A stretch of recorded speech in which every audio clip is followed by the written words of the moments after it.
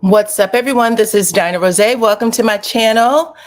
I hope you guys are doing good. Thank you for coming on. I see that you guys have hit the like button when you come in, which is awesome. 123 of you right now are watching and a part of the chat. So go ahead and hit the like button. And if you can hear me, of course, go ahead and give me your city and state, please, so I can start calling y'all out.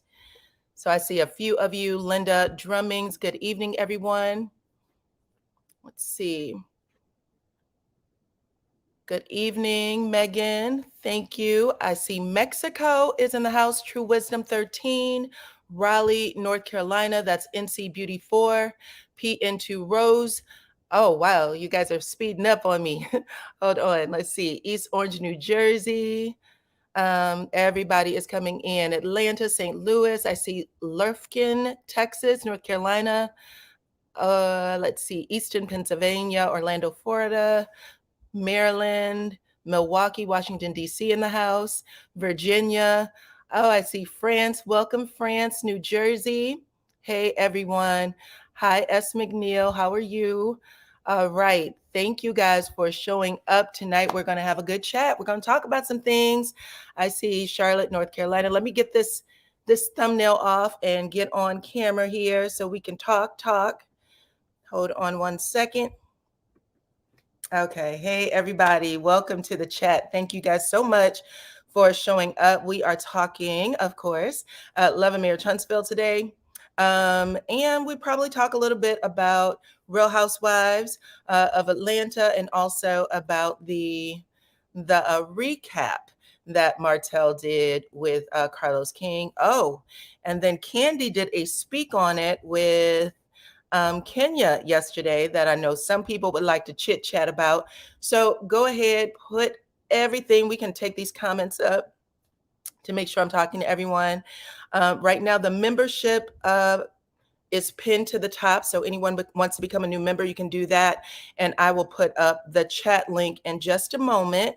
Let's see. But thank you and welcome to everyone. I want to make sure that the chat is moving in a way that is cool. I see Tasha Rains is on. Thank you so much for being a moderator. Who else? Is MN in the house? I see Queen Jaja. Hey, how are you? Thank you for becoming a member. PN to Ross. Thank you so much. Whew. Everybody is just, let's see. Let me make sure I pin you up here. If I can get you pinned. I don't know why I can't get you pinned. Here we go. Here we go. Nope. Here we go. All right. I pinned you. I don't know why my pin wasn't working. Oh, okay. I see MN is here. Hey, everybody. Okay, y'all. We got some things to talk about. You like the hat and the hair and the t-shirt. Oh, look, I forgot to show y'all. I officially got my t-shirt. I got my t-shirt earlier this week. I think I got it on Friday, actually, on Friday. So yeah, last week. So Friday. So thank you guys.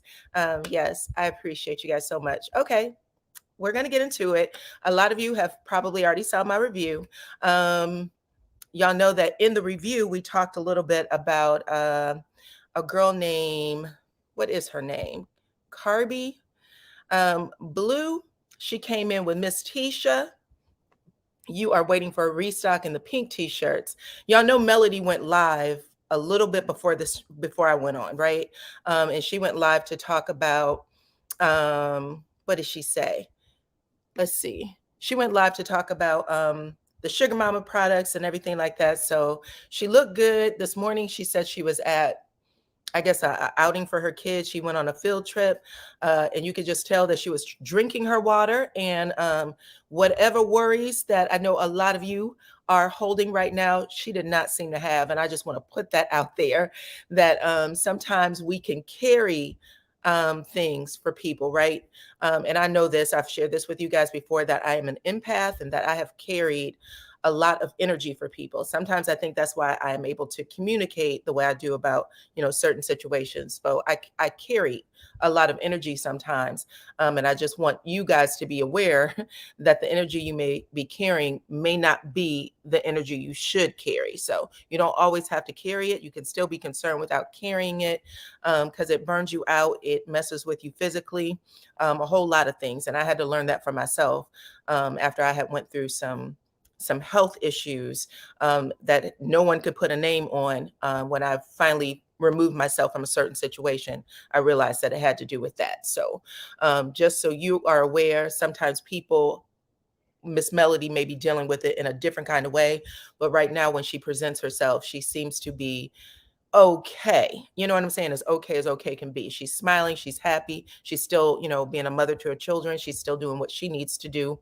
But we're going to talk about all of it. I do want to say, Octavia said you just spoke a word. Thank you, Octavia. I say this because I dealt with it. I wish I could bring my sister up here. She would tell you I was in and out of the doctor's office, hospital, running tests, all kinds of stuff, because I just didn't know what was wrong. I had no idea. And it wasn't until I had made a conscious decision to remove myself from a situation that didn't belong to me in the first place, but I really thought it was mine to carry. I thought it was mine to carry, that I was being a good friend. And when I removed myself from that,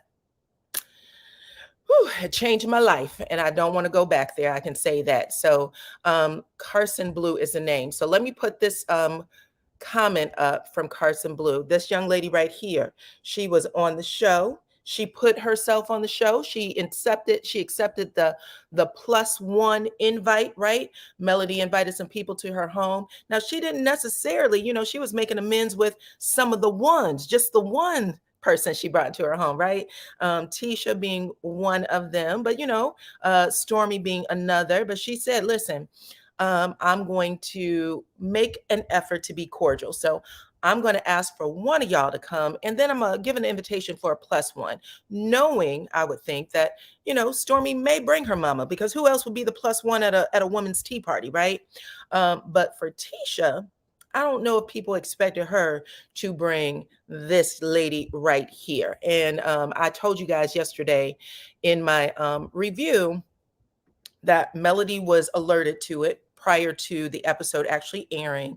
But then I also read you guys an old tweet, not an old tweet, an old post that was under Tisha's comments, where someone had called the girl out and said, yo, weren't you the one on this person's live, on AC's live, talking about Tisha like a dog and the others? So Tisha was very aware, I'm assuming, because literally the comment was right above her comment. So I'm sure she was paying attention to it. And she would have saw it. And she, explained herself at that, or she didn't actually explain herself there, excuse me. When it happened, she made the comment, something about, I got another new member, Valerie Owens. Thank you so much, Miss Valerie, for becoming a member. But she actually said, she's someone saying she's live explaining herself. Is she explaining herself right now? Y'all know I love to find things out. Let me go over to her channel real quick, or to her IG real fast. We're going to listen to it if that's the case, because we're nosy like that. Okay, hold on one second. She said Carson Blue is her name. Okay, bear with me, y'all. Y'all know we are live and anything can happen when we're live. Carson Blue, she is live, y'all. Hold on. We are live and anything can happen when we're live. Carson. And then I actually reached out to every last one of them and said, hey, I'm a new hairstylist in town. If any of y'all need my services, let me know. You get what I'm saying? So yeah, it just is what it is. Yeah. But I wanted to make that. Okay, baby, go ahead. But I just wanted to make that clear, because I'm really not one that's all for explaining myself. But I'm not, and I'm also not about to sit up here and keep arguing with everybody. It's a little bit draining for people to keep. It doesn't matter what you say. And let me tell you, I'm glad you say that. I'm really glad you said. Okay, so I'll say this. I'm gonna stop it right there. What I wanted to say was, Tisha was aware that this person was who she was, and she moved on with her as her hairdresser. And it looks like she was already her hairstylist. So I'm not sure what conversations Tisha and this girl had, but when Tisha showed up at the house, at Melody's house, from what Melody said, she said that she was only introduced as Tisha's hairdresser. So she was, again, just I guess being cordial and allowing Tisha to come in with her hairdresser. She found out after the fact that she may have had ties with this other person. But right now, what Carson Blue is actually saying is that her and this other person weren't really friends, that they just met each other online. She showed up on her live a couple of times. She must have been coming in from out of state. And she said that that was just someone that she conversed with online. And she said, even though she did share some things about her story, she said, I didn't know everything. And I didn't even know if it was true, because she's telling me something that sounds like, like a huge deal. And then I'm watching this stuff play out on television. So it sounds like she was saying she didn't know if she was crazy or what. But I'm going to just read this if you guys haven't seen it already. This is actually a post that Carson Blue made. Hold on, let me take this other comment down. She said, let me be clear, y'all can bully me. Now I'm going to give you, she said, y'all can bully me. And then she gives laughing emojis. She said, now I'm going to give y'all Love and Marriage Huntsville fan a couple of weeks to calm down.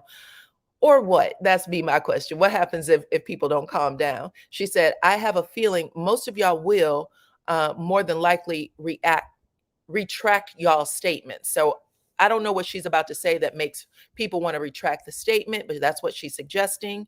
She said, however, in the meantime, here are the rules to my page. Y'all can call me whatever, but do not threaten me or my kids' well-being, which I hope no one's doing that. She said, I take that back. You can threaten me too, just not my kids. To answer y'all question, no, I am not Ariane's friend. I have my personal reasons why I no longer wish to communicate. She was one of the first people I met on social media when I was making my decisions to move to another state. Yes, she did inform me that she was in a scandal. No, I do not care because I didn't know any of them. Yes, I did check out season 1. No, I did not hear them say her name. And I didn't hear them say their name either. So I could only go off of her word that she was in fact the mistress being discussed. When I met Tisha, Ariane had already been out of the picture, no longer communicating beforehand. So no, Ariane did not send me to start any drama with Mel. That girl didn't communicate on any level, and that's all I'm willing to give for now. So I want to know y'all thoughts on that, of course, because she had posted that. Let me see if she's talking. Uh-oh. Sorry about that. Hopefully that don't get me dinged for a copyright strike. But it looks like she is no longer on live. So she just basically came on for a hot, quick minute. But let's talk about some other things regarding the show, okay? Pretty Brown Eyes said that everything that I guess shared there is cap. She don't believe none of it, okay? All right, Pretty Brown Eyes, we'll hear from you in just a moment, okay? Let's see what else you guys are saying. Let's see. Candy says she is baiting the audience to find some interest in her. Interesting. Miss Ann said she never should have said AC to check her DMs in a previous post. And how did she hook up with AC in the first place? Okay, so I just read that. Hopefully that is connecting to that. Carolyn said that she does not believe her, okay? Well, we're going to see, y'all. Now, she came in the room. She was there on the show. We saw her face. She did not speak, okay? Did not have a speaking role. So, yeah, we'll see. We know that Melody's previous hairdresser, right? Season 1, part of season 2, I think.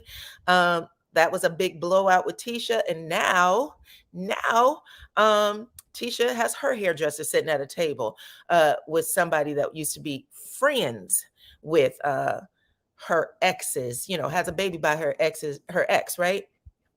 And so it's a big deal because whether or not Melody knew who that woman was, she knew who that woman was, right?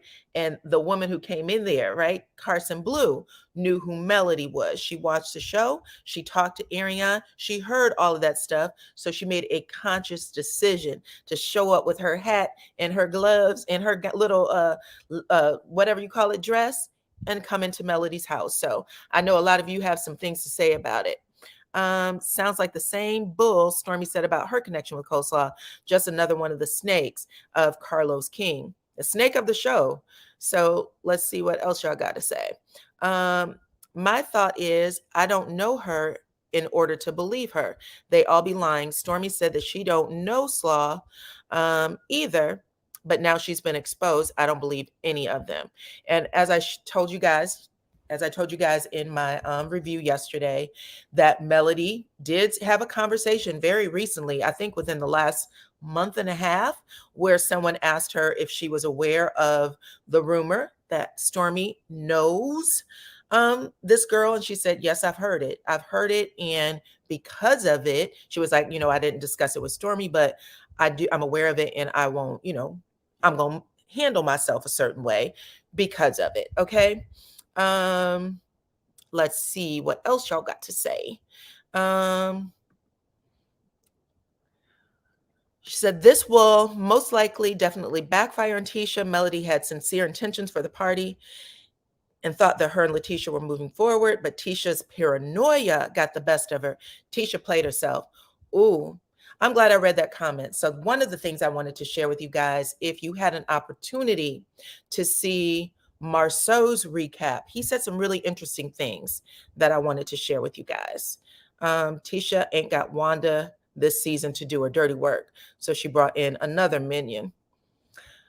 Well, they didn't put out any clips of Carson or anybody else saying anything, and Tisha, for the most part, was quiet, right? Even Tisha was quiet. Even when Tiffany was like, all I said was, I talked to your cousin, she just nodded. She didn't say anything else, right? We didn't get a whole lot of chit chat. At least that's not what the camera showed us. But one of the things that I saw on Marceau's recap with Carlos King, I don't know if you guys got a chance to watch it, but when he was talking about Tisha, one of the things he said regarding Tisha and Melody, he said two things, actually. I'm going to share both of them.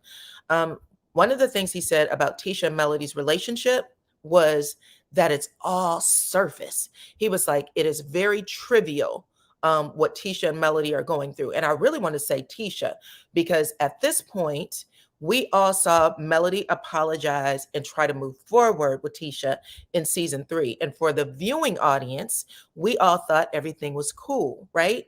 When we saw Tisha on the stage, however, for the reunion, thank you, Bobby Lee, for becoming a member to the channel. I truly appreciate you.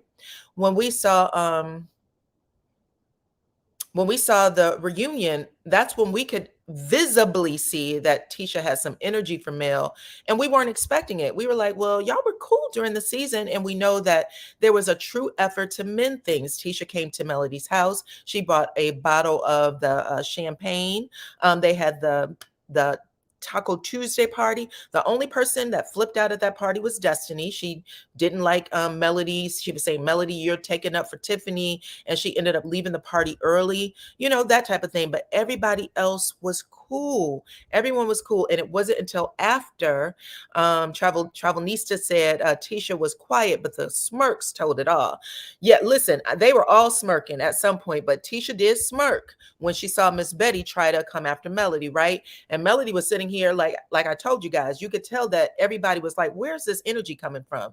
Now, a lot of people were saying that the now shut up wasn't actually said to Melody. I was reading through the comments, and some people were saying that you believe that the scene was cut to make it look like it was directed toward Melody, but it was probably actually directed toward Nell Fletcher, right? Because we saw Stormi kind of, come after Nell, saying, if you would just, be quiet and let her talk, and da-da-da-da. And everybody, even that energy, I was like, where did that energy come from? What are we missing? Because the way this scene is being edited right now, it's making you two look like you are just coming with the rah-rah for no reason.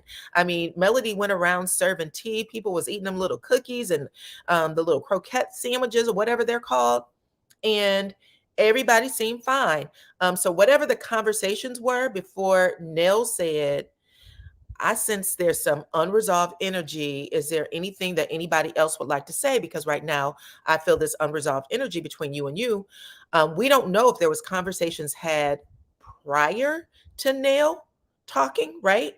Prior to Nell talking that maybe didn't get resolved, because there was also a scene where Melody says, I told you, Stormi, I said on the reunion stage that I thought you were good for the show. And I was like, where did this come from? Where did this statement come from? There's nothing here that would have made her say that statement. So that scene was really cut up in a funky way. So the smirks, the facial expressions, all of that could have been taken out of context in the scene. Just because we could tell the conversations were being taken out of context in the scene. So I just want to point that out, because we're millimeters, right? We're millimeters. We are critical thinkers. We know what we are seeing. It may not always be what they want us, it may be what they want us to see as opposed to what the true story is. Let's put it that way. But where did I leave off with Marceau? Marceau said that what was going on between Melody and Tisha was surface. It was he said that it was a scratch, like a surface wound. Very trivial is how he put it. And then Carlos King agreed with him. He was like, oh, yeah, for sure. And I was like, so you are saying that your wife is a petty Betty at this point? Because I actually thought it was something deeper than this. The way this whole thing has been playing out, the way Tisha's mama came after Melody after the season wrapped in season 3, after season 3 wrapped, the way Marceau's brother came after Melody and her mama after season 3 wrapped, the way they continue to come after her, it was confusing. It was confusing for me, y'all.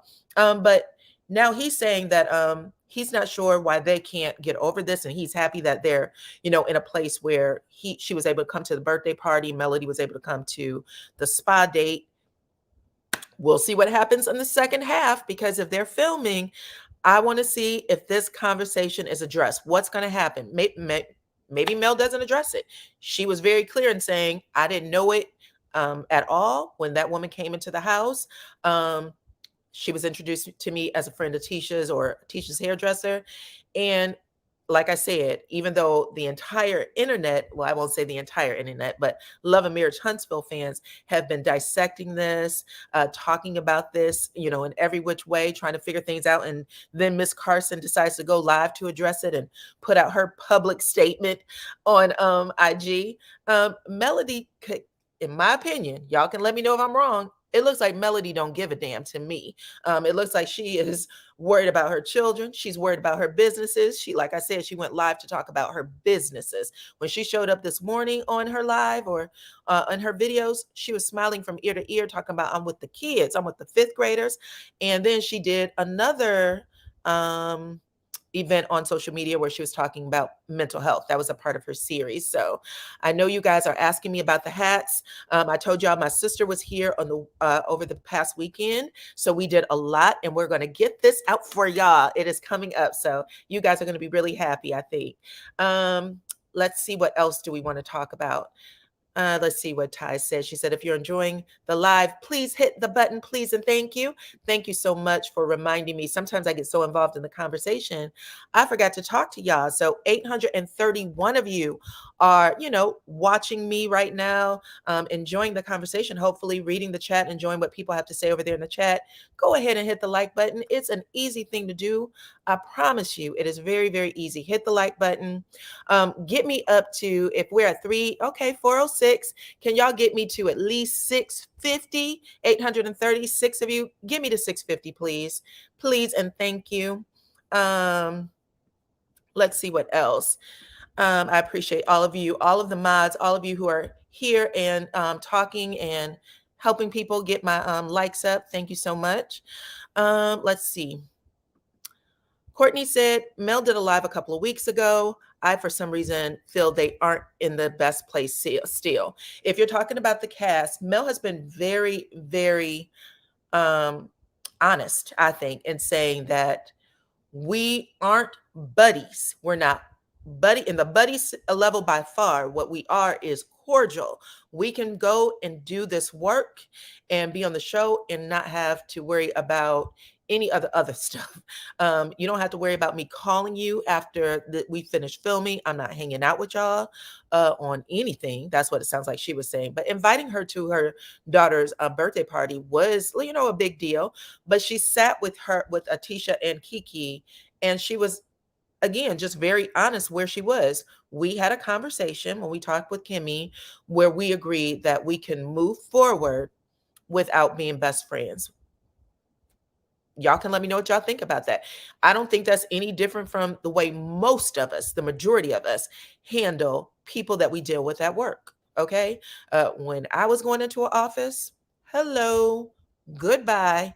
That's it. I don't want to be best friends because the job I was in was very, very competitive, and people had a way of backstabbing you, and things you thought you were saying to people would turn into something else. That's no different from what's happening here, except they're getting paid a decent penny, and they get to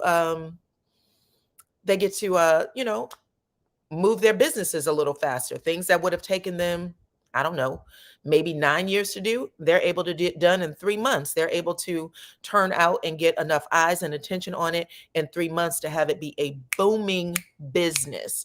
And that's good. Okay. What else did I hear with Marceau? I feel like Marceau called Tisha petty. He also said that if y'all tell them any type of business idea, he said, don't tell it around me because I'm going to steal it. Okay. I felt like he also called Tisha conniving in that recap. And I'm not even kidding. I felt he called her conniving, petty. I think he called her insecure. The way he was answering the questions, anytime he was asked about his wife and her feelings, he kind of drove it back around to himself. Like, oh, you guys might call her stupid or, not smart and those kind of things. Somebody said facts. Okay. Thank you, Sheree Marie. Honestly, I was like, ooh, are you helping her? Because it doesn't feel like you are. It feels like right now you're doing the very opposite. You are doing what you're accusing people online of doing. You are her worst enemy, in my opinion, at this point. Calling yourself a provider. He said some mess about, in particular for Black women, I think he was saying Black women might have more education. Y'all, these are things I've been telling y'all too. Black women may have more education. They may be getting higher paychecks right now, but they don't have a man. Okay. I think he said some mess like that. It's going to be a lot harder for you to find a man because men fancy themselves as a provider. And if they're not able to do that, if you've canceled them on those levels, then they don't need you. That's how I understood it, which is really repulsive because that man has 2 daughters. 2. So he is speaking things over their life that he really shouldn't want. He should want them to be with a man who loves them, right? Who loves them for them and want them to be their happiest. I don't know why. I think people can be happy being a housewife for sure, but sometimes people have dreams to do other things. I don't know why men think that they're the only ones who can have a dream. Women have dreams too. We like to fulfill our best lives too. But for whatever reason, he said that in the recap with Carlos. It was a lot. It was a lot for me. Let me read the comments for a minute, but let me go over here first. 864 of y'all. I asked if y'all could get me to 650. So please hit that like button. Thank you. And if you could share it too. I've shared it to a couple of platforms, but share with your friends. Miss Main Event said, wow, Marceau's self-esteem is so low. Child, it was unbelievable for me. He also went on to say there was a point where they talked about the birthday party, Melody, and Martell and what happened at the birthday party. And Marceau he said something to the extent of, I think Carlos was saying people want them to be able to be okay. But Carlos also said this, y'all. He said, we all know that Melody and Martell are in a bad place. He said, production knows it.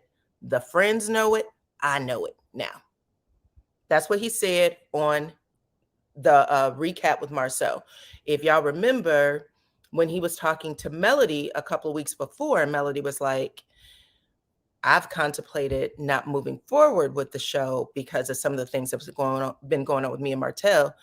Carlos said, "Really, Melody?" And Melody's face freezes, like what do you mean, really? And I remember her doing that, and I was cracking up. Like, clearly, there's two different conversations going on here. But it was funny how he just kind of changed things when he was talking to Marceau and said these things are happening that everybody's aware of.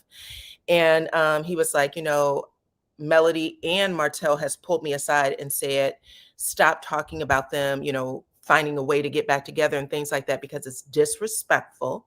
Marceau actually said, and it is, you shouldn't do that. It's very disrespectful.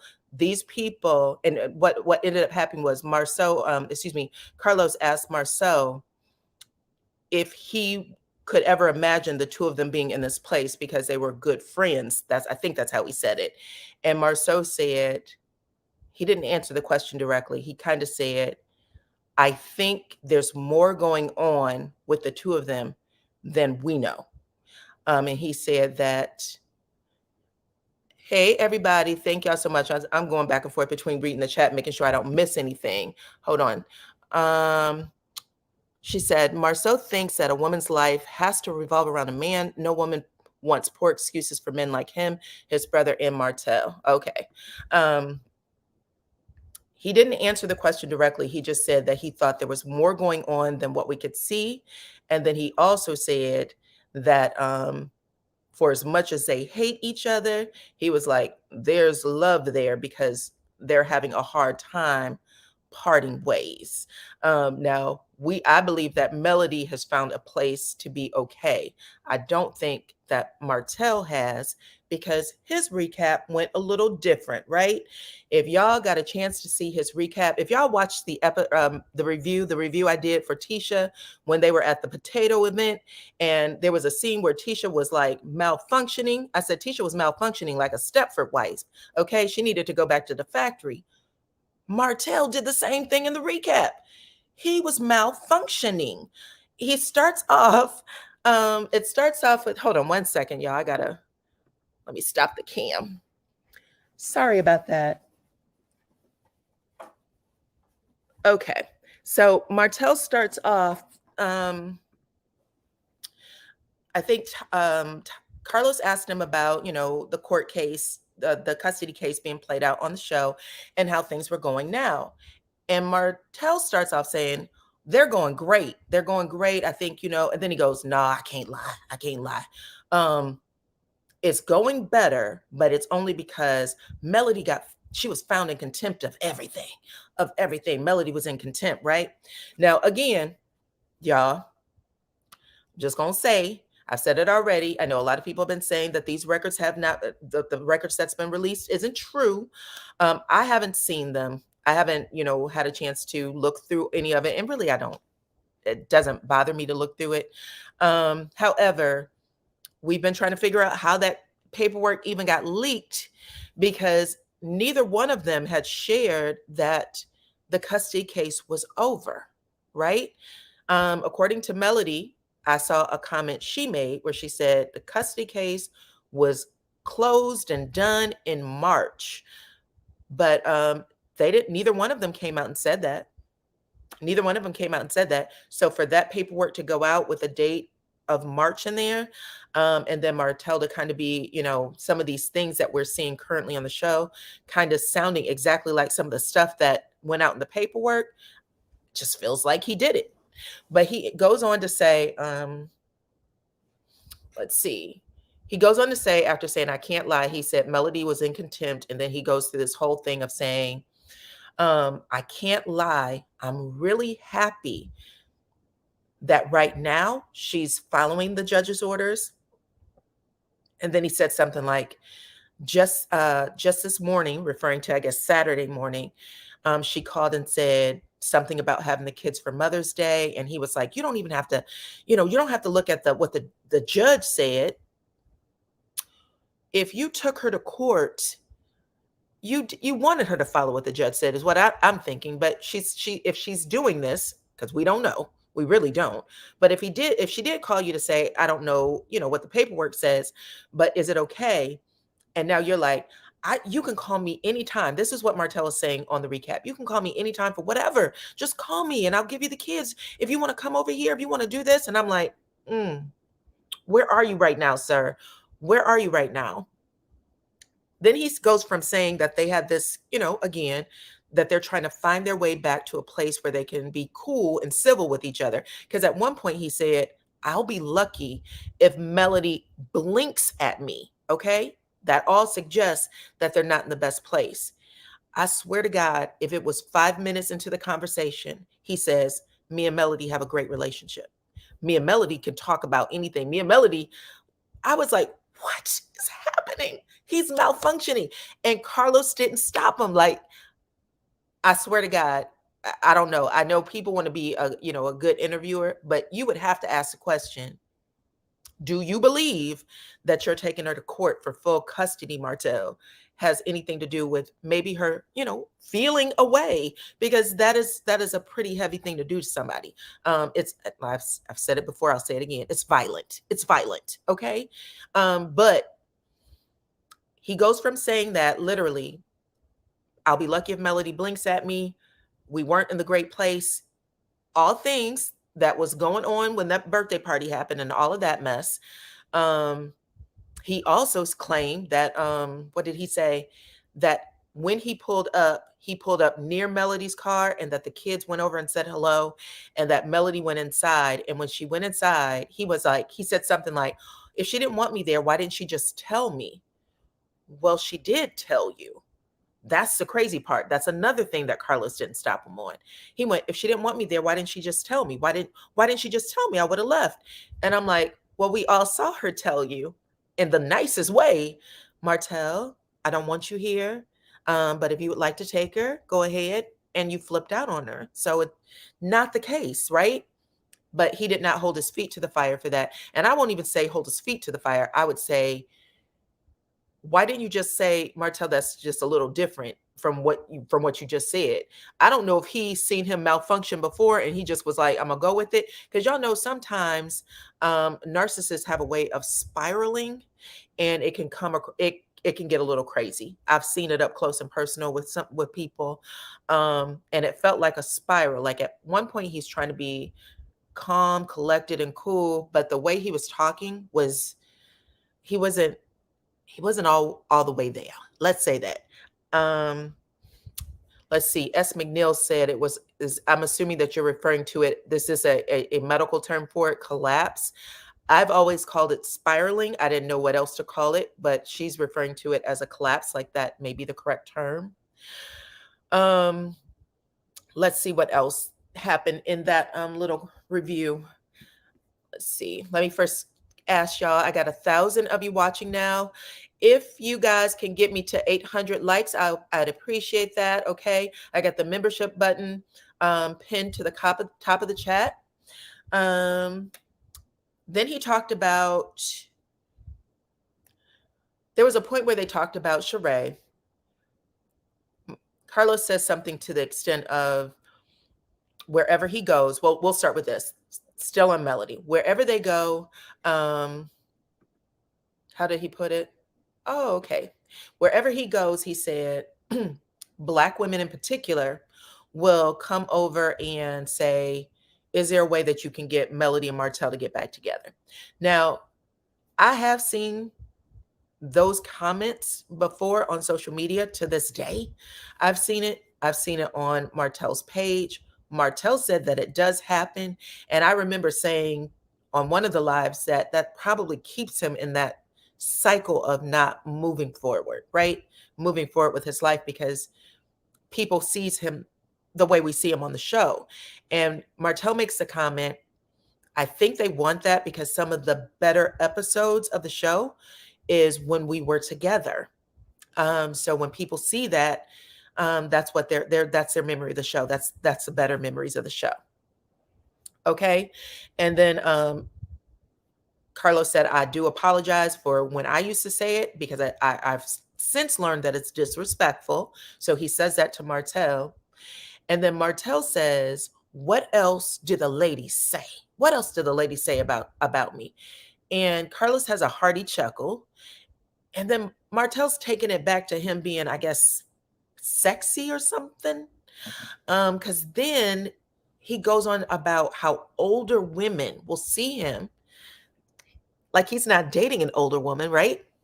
So this is how I know that whatever's going on with him and Sheree, it's bullshit. I'm just gonna say it. It's not.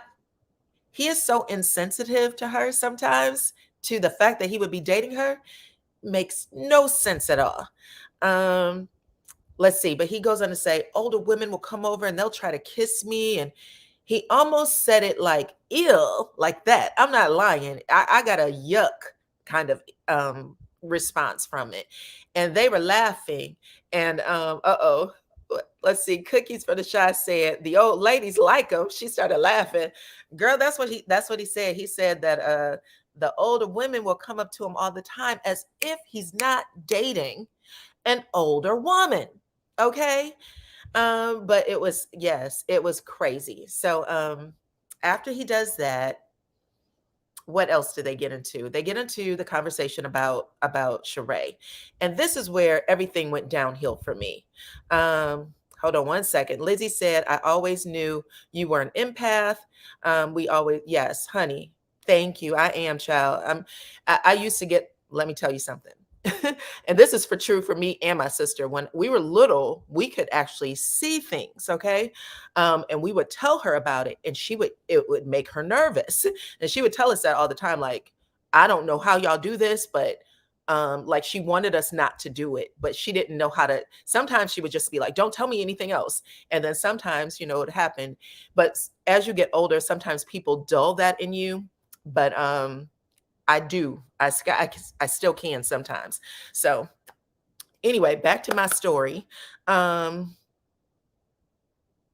was I saying? I forgot all about it. I said that he was talking about Sheree and he could be really insensitive to her. That's what I was saying. So he goes on and to, first say the older woman thing. And then when Carlos was like, tell people how you met, he ends up saying, y'all remember the person that called Drew Sidora's husband, said that he was, on the DL and all that stuff, allegedly.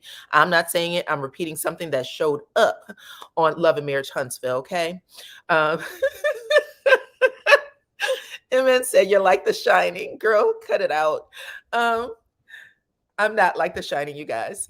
But anyways, what happened? After he did that, I want to make sure I get this correct.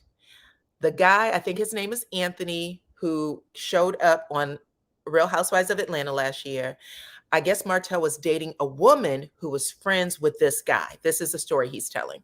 I was dating a woman who was friends with this guy in Atlanta, which means that he's in and out of Atlanta pretty regularly. Okay. Which is why he didn't want Melody in Atlanta, because he didn't want her running into him. But anyways, he goes on to say when the relationship didn't work out, he ended up, and this guy Anthony was like, let me connect you with Sheree. And he said that he tried to hook up with Sheree like maybe 2-3 times before they actually met face to face.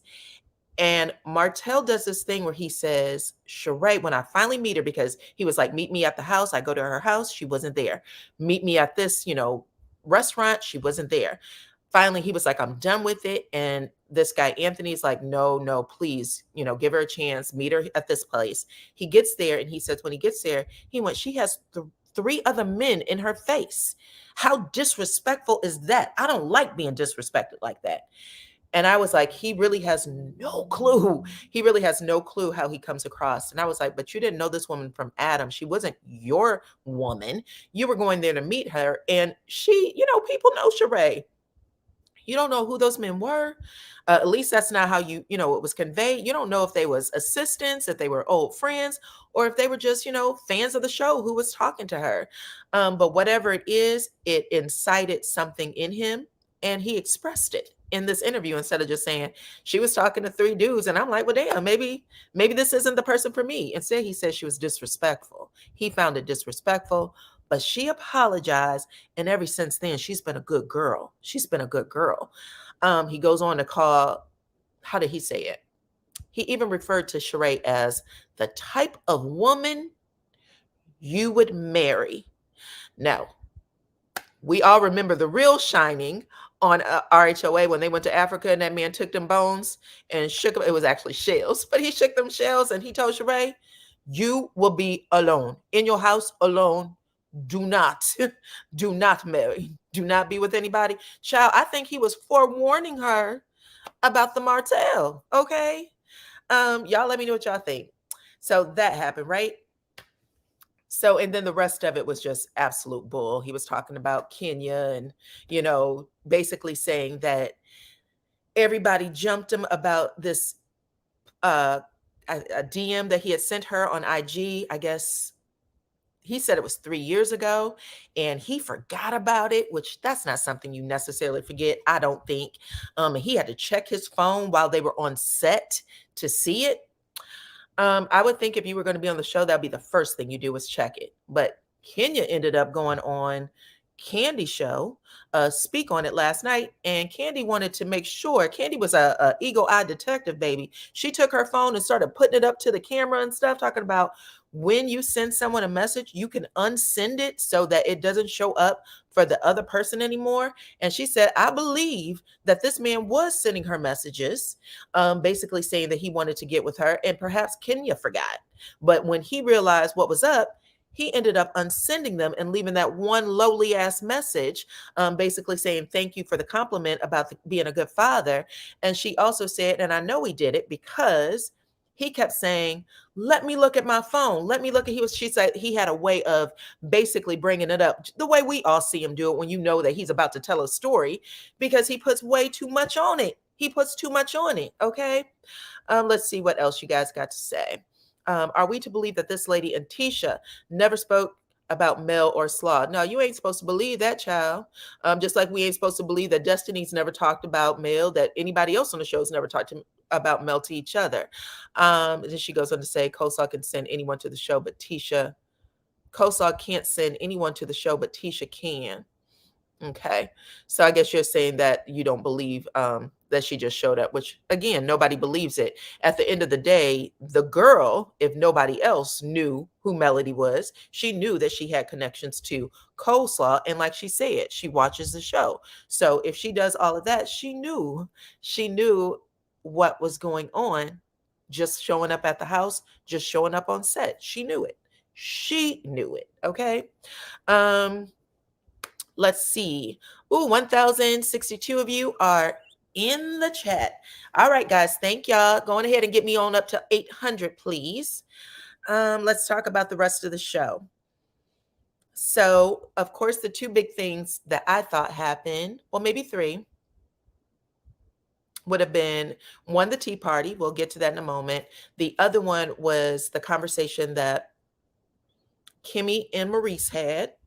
If you guys would like to talk about that, I would, because I thought it was interesting. And then the conversation that Martell has with Maurice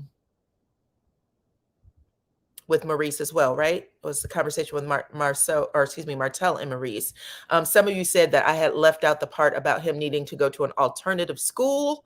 And I got to tell you, I sure did. I left it right on out. I didn't even realize it either. Sometimes you're doing these things and you're taking your notes and you're trying to be natural in your communication. And I think I just might have missed my pages, and I apologize to you guys for that. So if y'all want to talk about that, you can. But in that scene, I thought it was interesting that that Martell said, everything's going really good. He basically said his finances were good. He said his mental was good. His physical was good. And I just thought that was an interesting thing to say. Okay. We can talk about that as soon as it comes up. Okay. When you guys start coming up here. Martell successfully separated Sheree from her friends. Isolation is a narcissist blueprint for continuing abusive behavior. Are you talking about something that happened on RHOA? And then she goes on to say that he's getting her into a place where his behavior can go unchecked. See, I don't think that they're dating personally. I thought that when he was talking to Carlos King about it, the stories was just so all over the place. It didn't feel right to me. Him basically, when he said, how did you guys meet? What was your first date? He didn't remember. He said something about they've been dating for at least 1 year. The pictures came out in June or July, excuse me, right? In July of him and Sheree. They've been dating for a whole year now. Really? I don't know. That sounds crazy. He kept saying, call her so she can get the story right. Even right now on the show, they are both having two different conversations. Sheree is acting like she's dating, she's happy, she wants Martell to move to Atlanta. Martell is like, yeah, it's cool. We're cool on each other. And this just filmed. They just filmed December, January, February, and I think part of March. So if this show is as serious as they want us to think, or this relationship is as serious as they want us to think, even now they are on two different pages about the relationship. It's not the same. And not last night, excuse me, Saturday night was the first time I even heard him say stuff like, she's the marrying kind. She's the marrying kind. So you tell in your confessional this season, season 6, he has a conversation where he says, I'm going to get married before the year is over.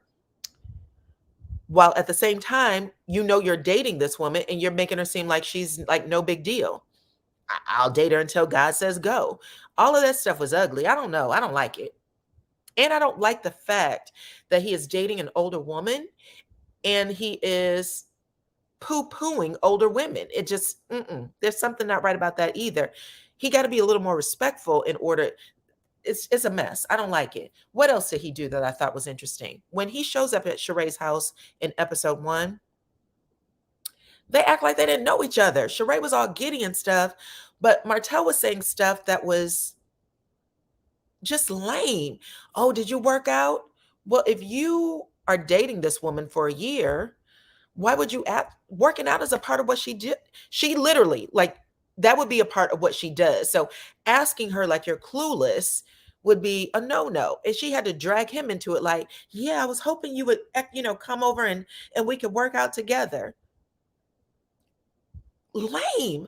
There's a part where you can tell Sheree has on this dewy makeup. Dewy makeup. Martell reaches out for her face and he's like, girl, you sweating already. And she had to swat his hand out of her face so he didn't mess up her makeup. They're not dating. I'm sorry. There's some things that you just know not to do. Okay. You just know not to do. Like they have no connection or chemistry whatsoever. Thank you. They don't. There's certain things that you just know, like I said. Let's see. Housewives of Atlanta is scripts at point. Yeah, baby. That's a scripted show for sure. For sure. For sure. Okay. Okay. Let's see. What else? Did I leave out anything? So we want to talk about Maurice and Martell's conversation. We want to talk about Kimmy and Maurice. How do y'all feel about Kimmy just saying very casually, I need some help with Monster and making him clean his room after Maurice? I need to get him more focused on the homework part. And then basically suggesting that, he got some real work to do with with Monster, because he might not be as focused as he should be on, certain things. So he's telling the story to Martell like he had all the advantages. I'm a little jealous of the advantages he had because, I didn't have them when I was a kid and I can't get him to put his head in the game. And that's exactly why you brought him there. That's exactly why you asked Kiowa to please let you have him so that you can keep his head in the game. So I'm actually okay with this story being told, but I just thought it was odd how he pushed all that back off on Kimmy. And at one point, Kimmy was looking at him like, who the fuck am I talking to right now? Like I could tell she wanted to curse. She actually had her hand under her face. Like, I would love to say more than I am saying right now on camera. That's the energy she was giving me anyway. And when this man was sitting there looking at her, well, you're letting him do this. And I didn't like the way he said, you're asking me to enforce rules that you made up. What does that mean? Yes, I'm asking you to enforce the rules that I made, just like you're asking me to guide him and be his parent. He didn't come for me, but I'm still doing that. And it's okay for you to enforce those rules. That was wild. I thought that it was wild that he called Kiowa. The steps that it took to get there, like, let's call Kiowa right now. Why would you call Kiowa right now? Why would you put Kiowa in a situation where she's questioning Kimmy's um, feelings for parenting? So that was weird. Um, and I'm looking forward to seeing how that scene plays out with them too. But Kimmy was like, I hate that he even brought you in it because it has nothing to do with you. I was asking him to be a father and help me do some things. And Kiowa was sitting on the phone shaking her head like, I don't miss this shit at all. Okay. I love that part. Let's see. You never see Maurice or Marceau parent their kids. They just talk about them, but you don't see the interactions. That's true. That is true. Okay, y'all. I'm about to drop the link. I think I've talked enough. What time is it? Oh, yeah, I definitely talked enough. So let's drop this link, get y'all up here and see what y'all have to say so y'all can go to get y'all selves to work tomorrow. Let's see. And then y'all can let me know. Y'all can let me know what y'all think about everything. Okay.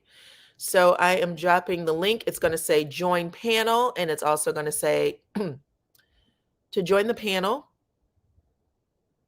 And then there's also, let me see if I did that right. Y'all see the little credit card? Oops, I think that's wrong. Hold on one second, y'all. Let me see if I can delete this because I'm pretty sure that that's not going to work for anybody. Okay, give me a second. Give me a second. Sorry about that.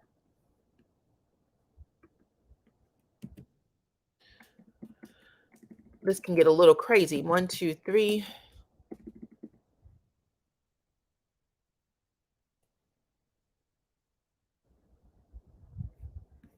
Okay, so the top part is going to say join the panel, and that will allow you to come up and chat with me.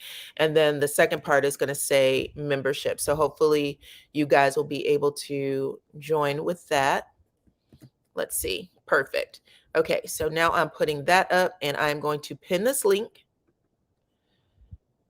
Okay, so it is pinned, and y'all come on up. Let me know your feelings, your thoughts on everything. We talked about a lot. I hope it wasn't too much. I hope I didn't overwhelm you guys. But yeah, I love to hear what you have to say. We have 1,009 people watching and 802. Thank y'all so much for being a part of the panel or being a part of the chat, watching the video. And if you could, go on ahead and get me to 1,000, because if 1,000 of y'all watching, go on and get me to 1,000, okay? And let's see who is up. Oh, we got Miss Anonymous already up. We got LaDawn. How are you? Hello. Hi, girl. How are you? Hey. Uh-oh.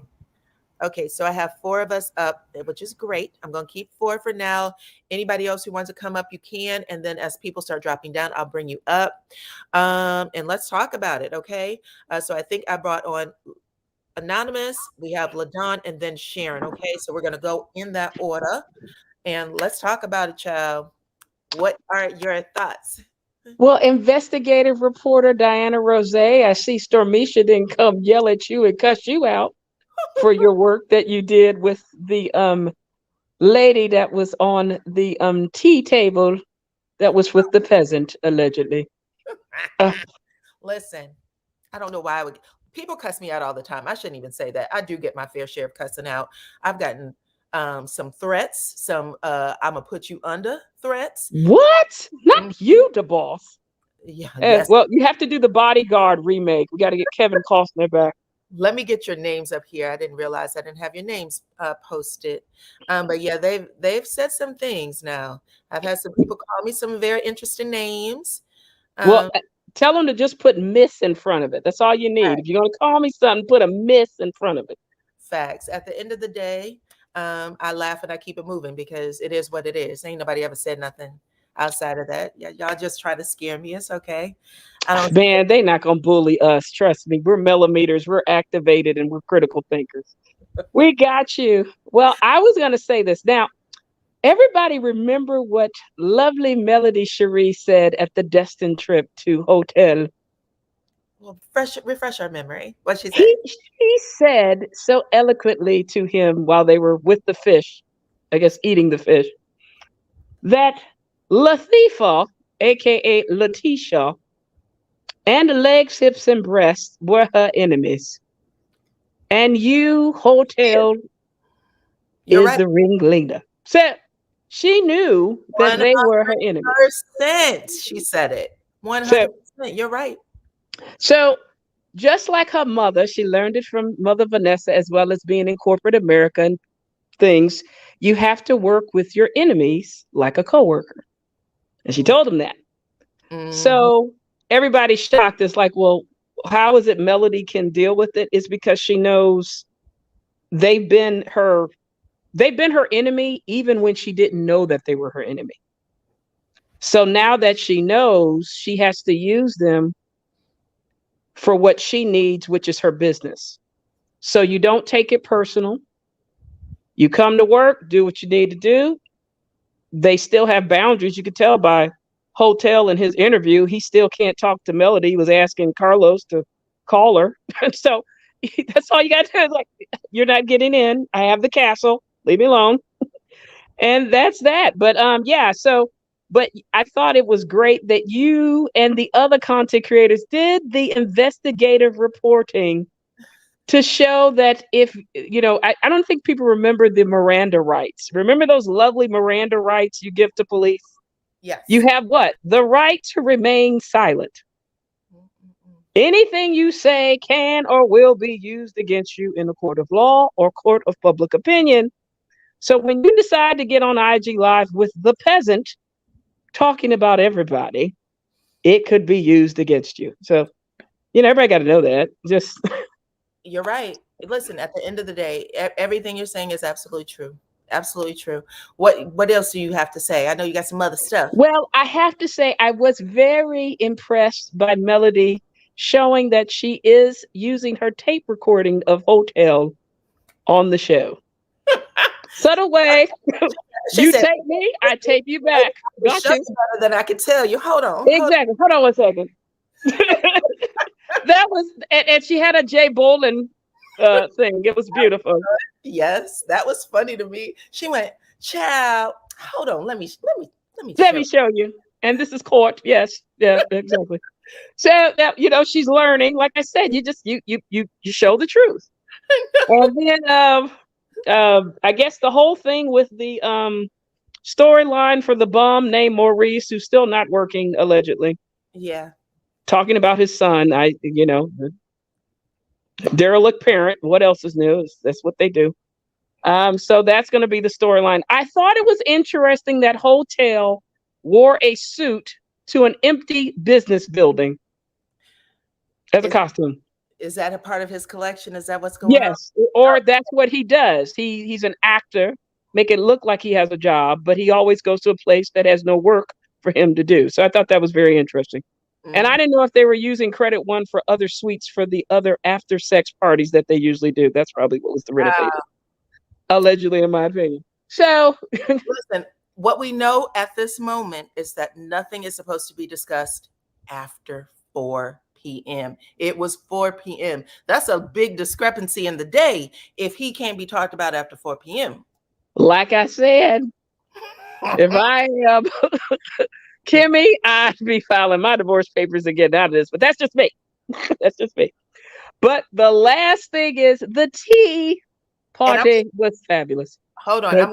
Okay, sorry about that. I just wanted to say this too, because someone sent me a clip. If y'all remember a couple of weeks ago, Carlos King did I think he was doing a review of Real Housewives of Potomac, and he said that people are in open relationships on the show. Yeah. And I'm not kidding. He did say that Kimmy was in an open relationship. He definitely implied it. Well, I hope she didn't get sick because of that, allegedly, in my opinion. No, she did not. We're going to take that on back, because I'm going to tell you, somebody put that out there and they had paperwork on them immediately. Okay. I got you. I'm just glad you're not. I'm just saying that, but I'm just saying the stress of dealing with someone doing that.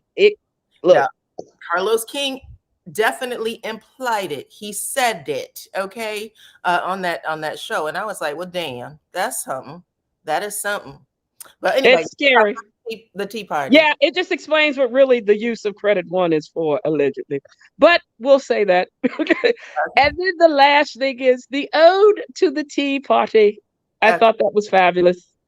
Their outfits look great. Stormisha and her mama looked a hot mess, but I'm not even gonna go there. But Who that's did look at mess? Medusa, Betty Kruger, yes, Okay. and Stormi. She's up here saying that the only vocabulary she knows is cussing. Well, what do you do when you meet Walmart and Target when you have to do your things? That can't be the only thing. I'm just saying. I understand. I'm gonna say this. I don't want to get anybody pissed off, but honestly, I'm so disappointed in how Stormi's storyline has come out.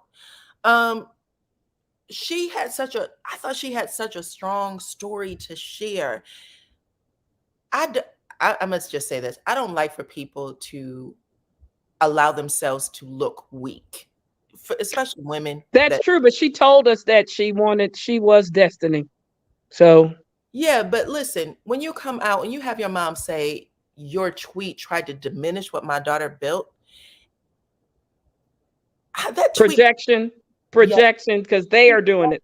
Yes, the tweet didn't diminish anything your daughter ever did in her life. In fact, your daughter stood 10 toes down and said, this is who I am. This is my mouth. This is how I act. And I still did this. And for her to have made it seem like this tweet was going to tear all this stuff down, I was like, if her mouth doesn't tear her down, nothing. Well, her mother's sabotaging her, in my opinion. That it felt like a sabotage. She's sabotaging her daughter. Who makes themselves weak to that mess? Don't do that. Oh, that hurt. That made me. Yeah, I would not have my mother come there, but I wish Mama Vanessa would have been at the tea party. I thought that would have been a little bit more culture and class compared to the ratchet that was there. But I wonder why Melody didn't have her mom come.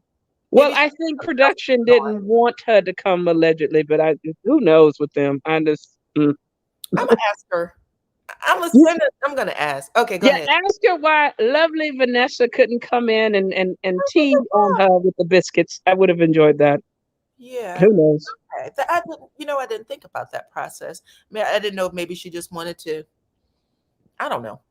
Well, she said a +1. I didn't think she was going to bring there, but Nell looked fabulous. With her church outfit, she looked great. She looked amazing. Her Tiffany blue, amazing. I love the way the colors showed up on the show. It was beautiful, and I didn't know the lady who did it. Every shade of black sitting at that table. I don't know if people recognize how stunning that scene. It was stunning. Like I said, it was nice to see that blacks of all colors and races could or textures could actually be British and have tea properly. The hair, I was like, this is amazing. So that is black excellence. That was black excellence. I was like, you want to see all of us represented, and for everybody to be sitting at that table, we look stunning. Okay. Yeah, it was beautiful. Now the attitude and acting was bad, but if you do look at it, they would look nice. Like, for there, but it was nice to see that we could be proper and dainty. So, and I heard the lady who was the teacher was actually a sorority member for Melody and myself. Mm-hmm. Okay, cool. So it was nice, but yeah, it was beautiful. But I'll let everybody else speak. But like I said, those are my thoughts of properness, allegedly. I appreciate you always. Thank you so much for coming up. You're welcome. Okay, thank you. Okay, I think LaDawn is next. All righty. Hi. Well, hi. How are you, Dana? And Jack. And I love you, Anonymous. I love you too, LaDawn. So, I agree with everything she said. But I'm gonna say that tea party.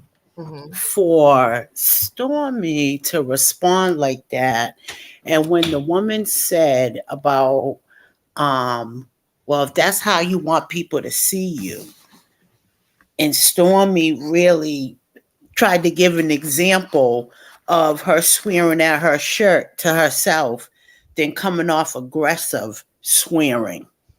It's two different situations. And when you're in, on camera and people are seeing you talk like that, that's not showing versatility. Like you're not versatile, because you can be like that in your home with your homegirls, but that's not where you're showing that behavior.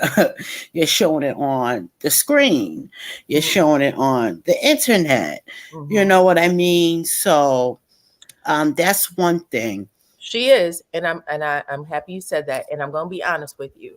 When she initially came out and she said, "This is who I am. This is how I talk. This is how me and my family speak," I was like, if that's your superpower, because we aren't a monolith, people do things. If that's your superpower, great.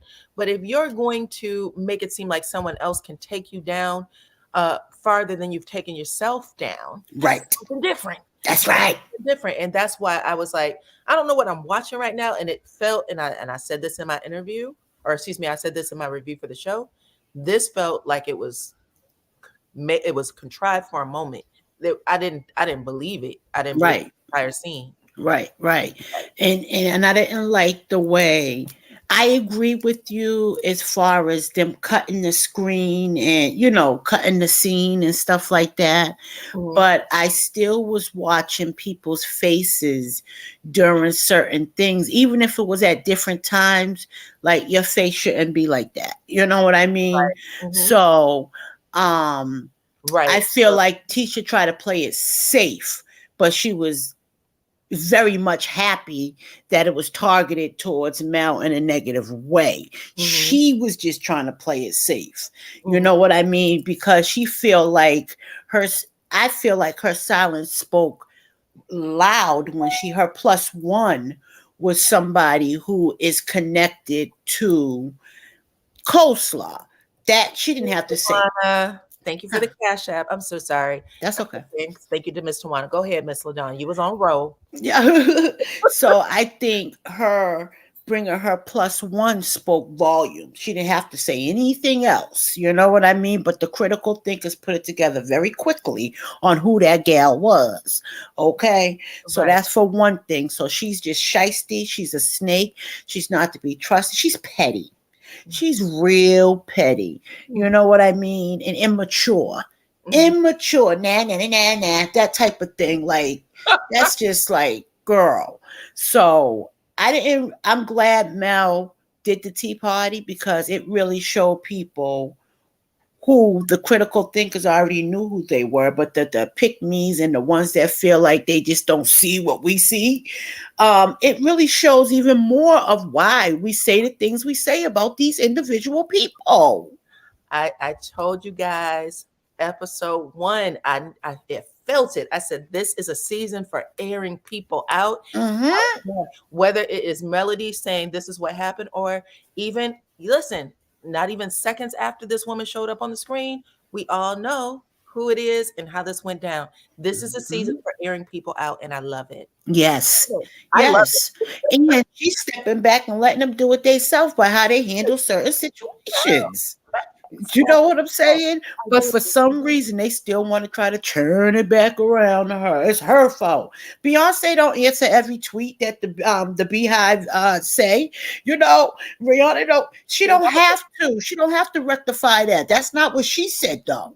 You know what I'm saying? But you shouldn't be mad at. You shouldn't, even if you were mad that I didn't say nothing, you shouldn't attack me as if I specifically said or did anything to your child or you.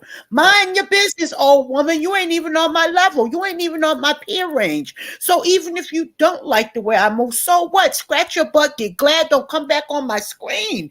You don't have to be around me. Hold on 1 second. Hey guys, I have some people in the chat, and everybody who's in the chat is okay to be in the chat. I don't want any problems within this chat. Okay, everybody, I'm cool with everybody that's here right now. Just an FYI, no problems with nobody. Okay. All right. Sorry about that, LaDon. Okay. So that's that. Marceau Martell in this interview. Bull crap. Ola. This is the the stuff I'm talking about.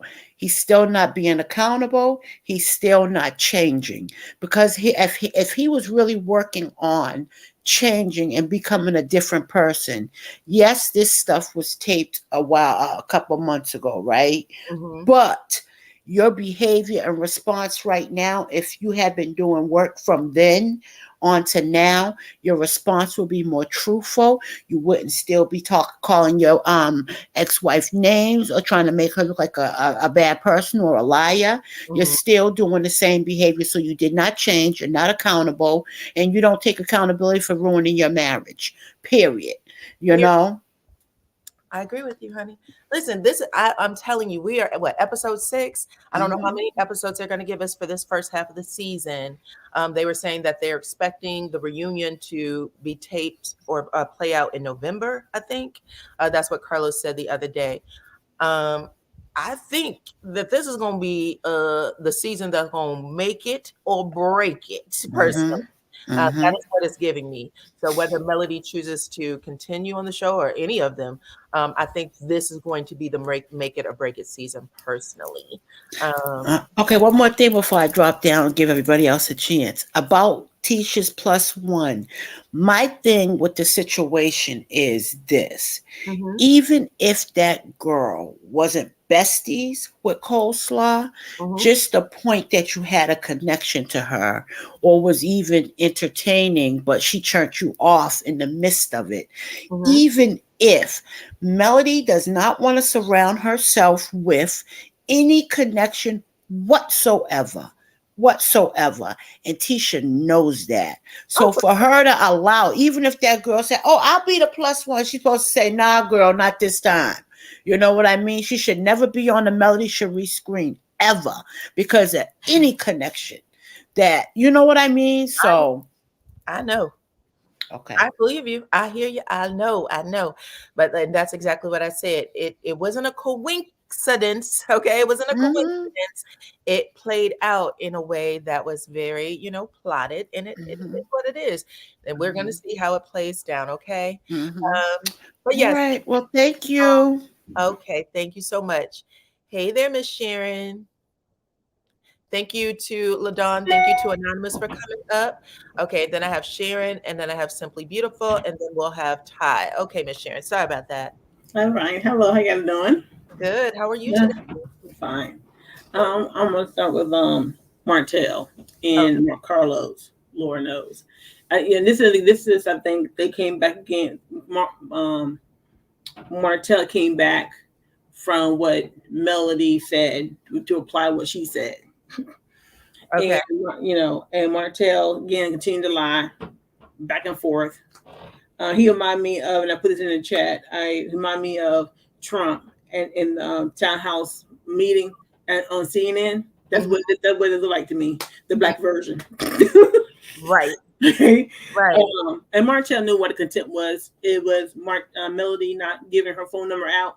Mhm. Other things that things that he was doing, all that, and he didn't also admit that they got a new judge.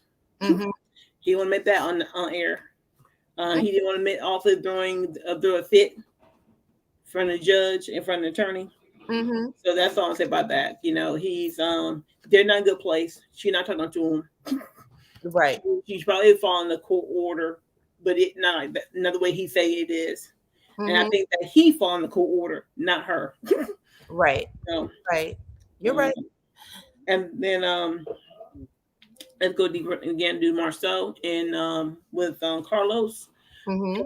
Yeah, Marceau is throwing shade at his wife in his own fashion way, in Marceau's style. You thought he was throwing shade as well? Mm-hmm. Yep, she hit on his Marceau way to his Uh, wife. Um, it felt shady as hell to me. and what's funny about it was he knew his wife was petty, Mhm. but however, it's he who did it. So season 1 and season 2 and season 3 constantly went to, and I'm allegedly, he was the one who went to certain YouTubers to put out the fake mystery and children and number how many kids he got, who Mhm. is, in case there are the pictures out there Right. And have women calling saying, we were together, all that stuff. He did that. Okay, allegedly. Let me say that be nicely. Because all suddenly, after season 4 reunion, or at the last reunion before that, all suddenly everything stopped by Marceau. All the rumors. After he came back from Africa, all the rumors stopped. So he had all of his side chicks allegedly. He got it all right with him. And then for Maurice and Kimmy, Maurice, I think that it bites him behind, because how many years now? 3 years now. Yeah, his son he'd been with him in those 3 years. He told his ex-wife, "I will take over," so she believed him. And really, he tried to give it to Kimmy, because Kimmy raised her son. Kimmy's son went to college. Kimmy's son got out of school. Kimmy's son got his first house at 23 years old. So he assumed that Kimmy would take over. And Kimmy said, "Oh, no. I mean, I hear the rules, but I'm not going to discipline him because he's not my DNA. And his mama and I come over here and be my behind if something happens." She was very clear when she said, "People, I don't discipline other people's children." See the look on his face too. I want to thank Miss Beverly for the Cash App, and then I just wanted to read Golden's statement. She said, "Did anyone see the hairdresser post on her IG?" Yes, we saw her live, honey. She said that she wasn't friends with Ariane, so we know that. But the thing is, even if she's not friends with Ariane, she did know.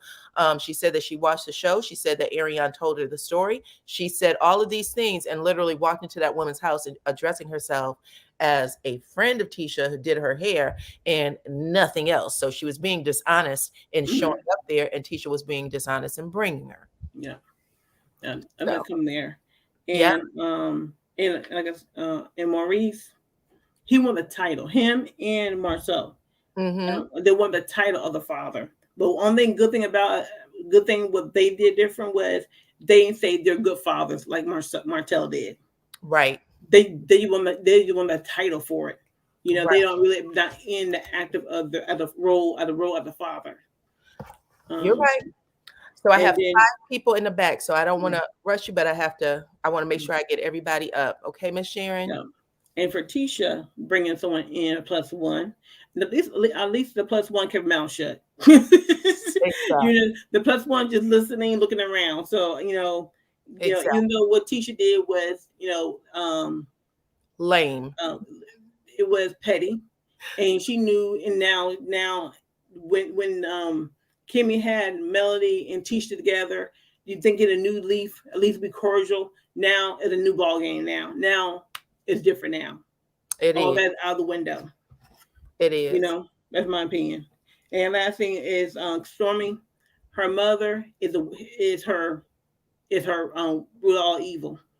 And Stormi don't want to, she her mom do what she want to do, but Stormi did it herself. There are people who saw Stormi before the show, in the industry that she's in, the hair industry. And they say when they saw her on TV throwing that chair and all that incident happened, all that, they couldn't believe the woman they saw back in those events and those hair what do you call it?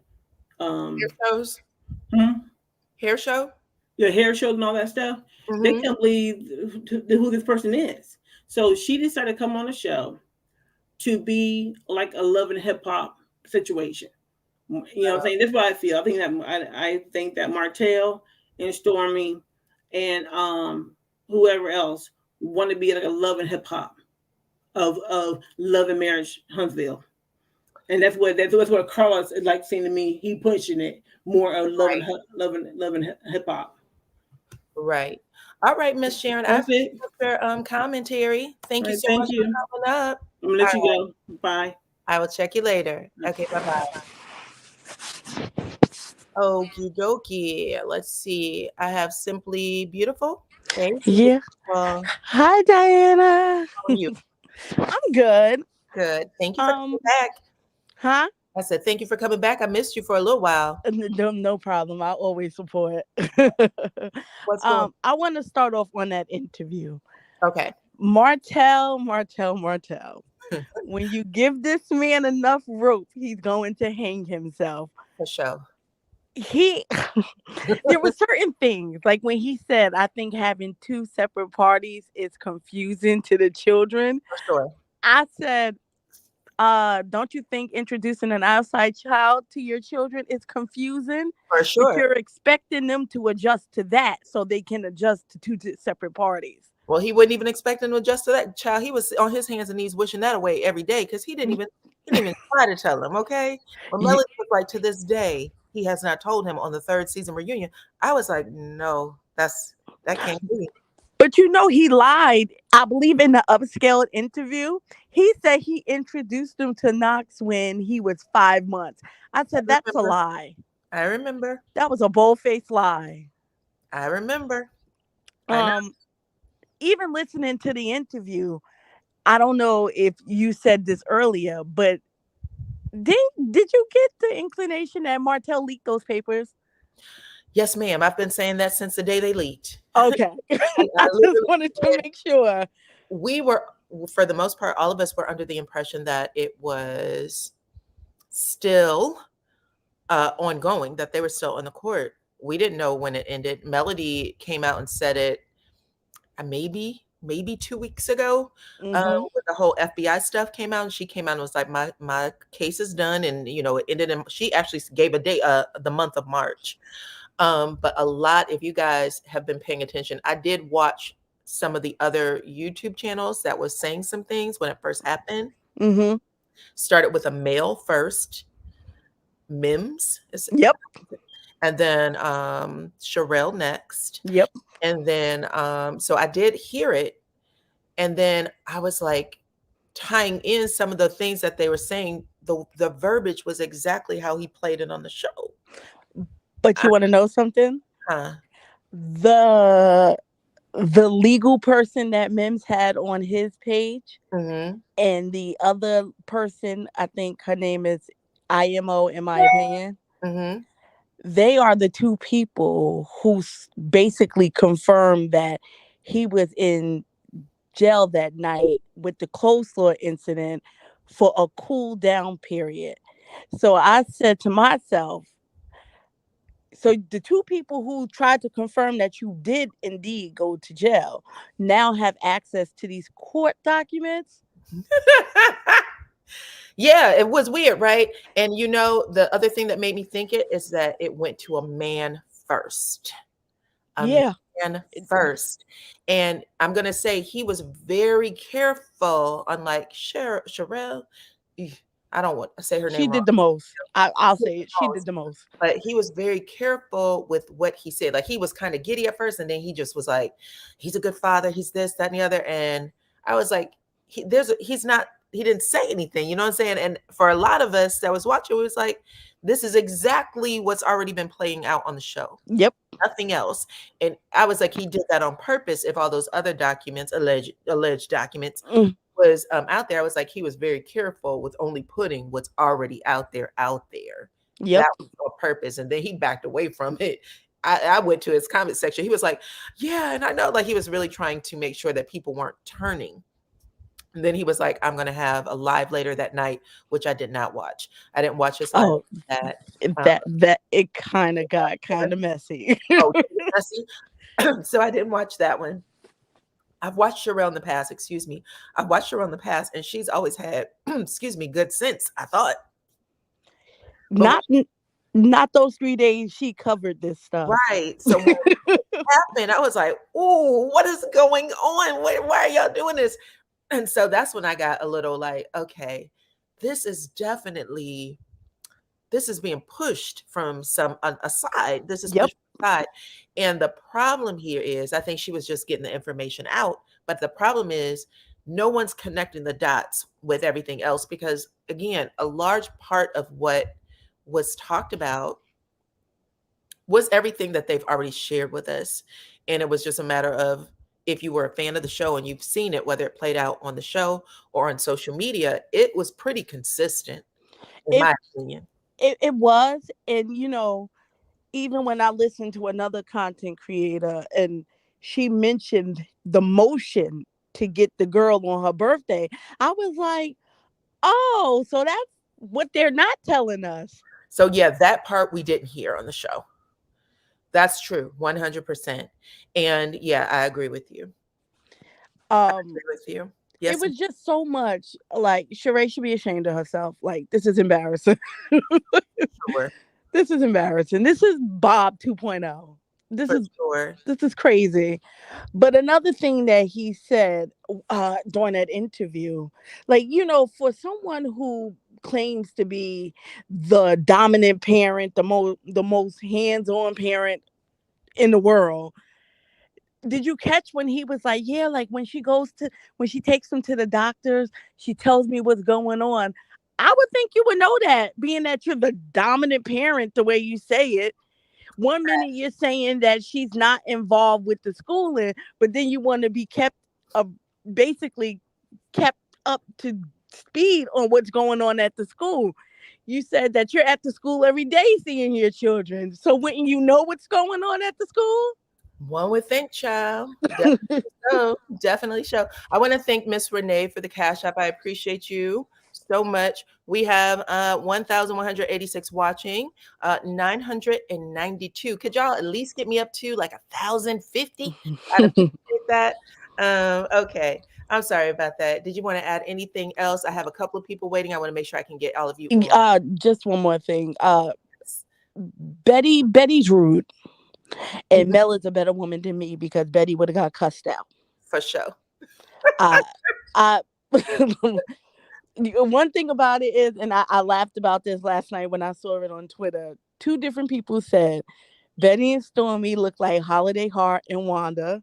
Mm-hmm. And then another person said that they look like members of the Clump family. Mm-hmm.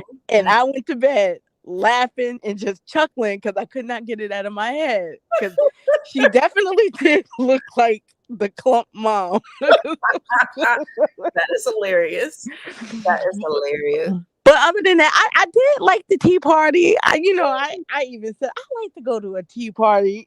I mean, I know they had to have some drama.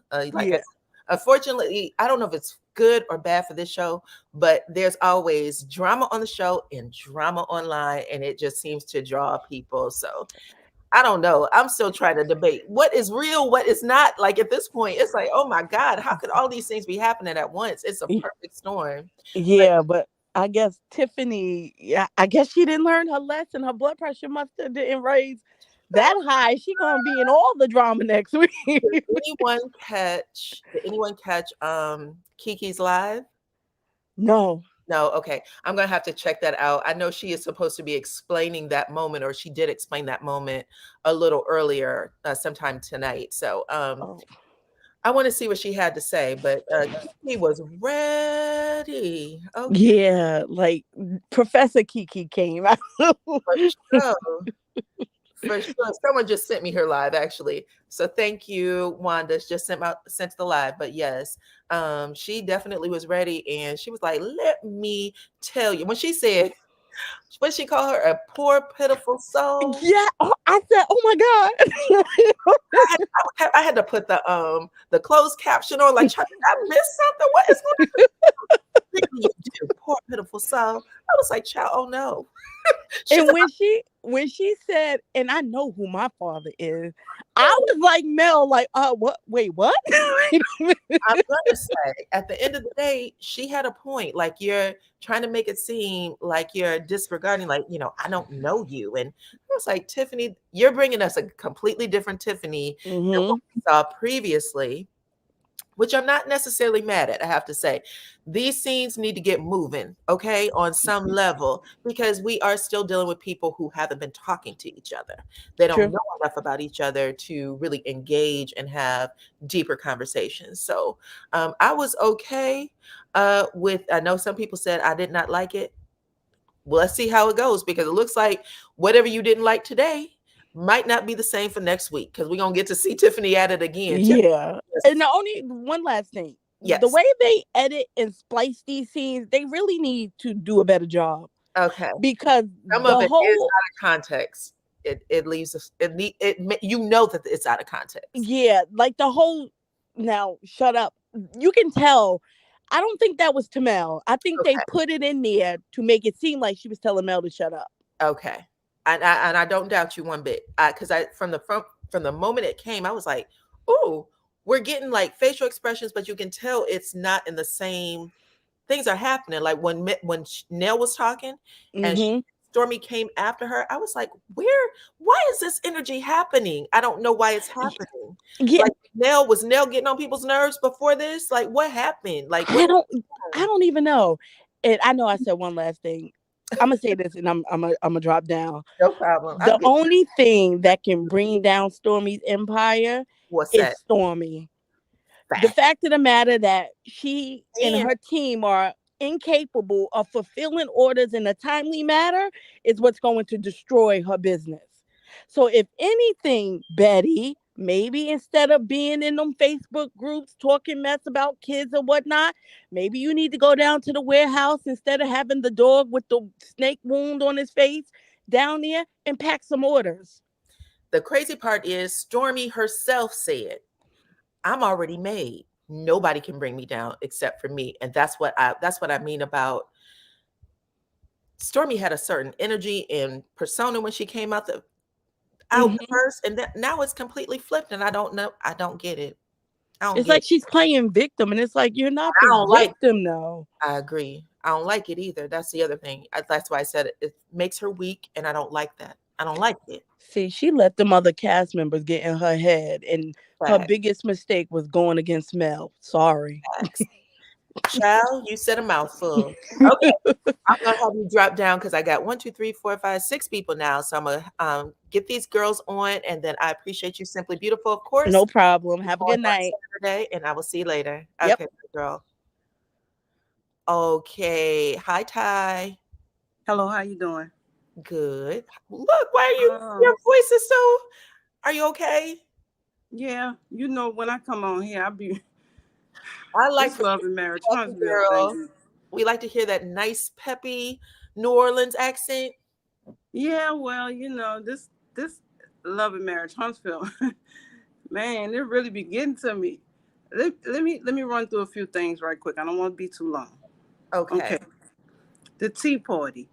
I like the fact, like I forgot who that was, just said that Mel was a bigger person than them. I feel the same way, regardless if Betty said not shut up or whatever, just her attitude alone. And the way Mel just went on, apologized, and shut it down, what else can you say? Nothing.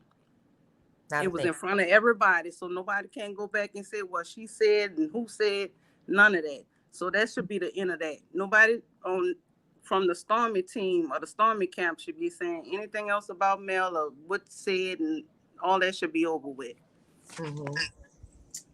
Let me say this about the Stormi scene with the firing of her cousin. I don't watch these shows, but when you do your reviews, I end up going back and watching them. So I'm gonna stop watching them because I end up watching them anyway. I make you feel like you missed it out on something. Yes, you do.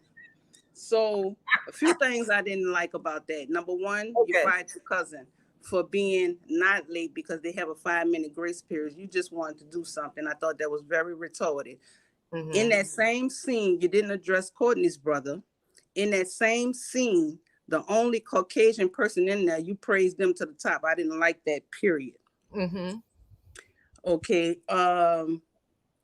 Marceau and Martell. Marceau is not going to really help Martell pass no builder's license test. Did you see the smirk on his face while him and Martell was having a conversation? It's almost like, yeah, I'm gonna act like I'm gonna help you, but I really don't want you to go nowhere. I want you to stay right where you at.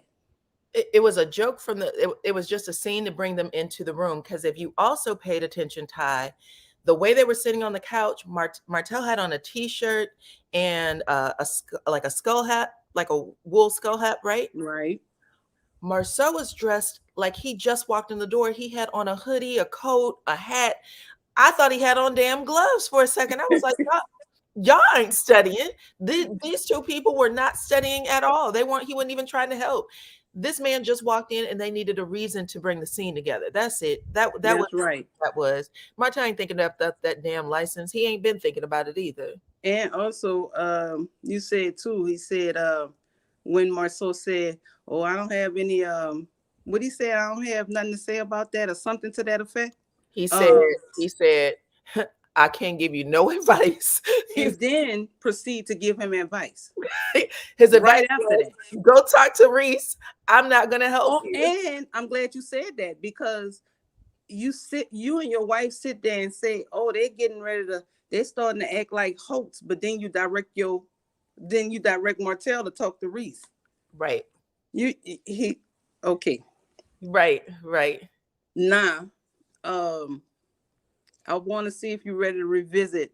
I came up here once before and I said, we're going to revisit this. Ariane taking those pictures in Stormi's yard. Okay. I really believe that was Stormi's yard. You do? Okay. I really do.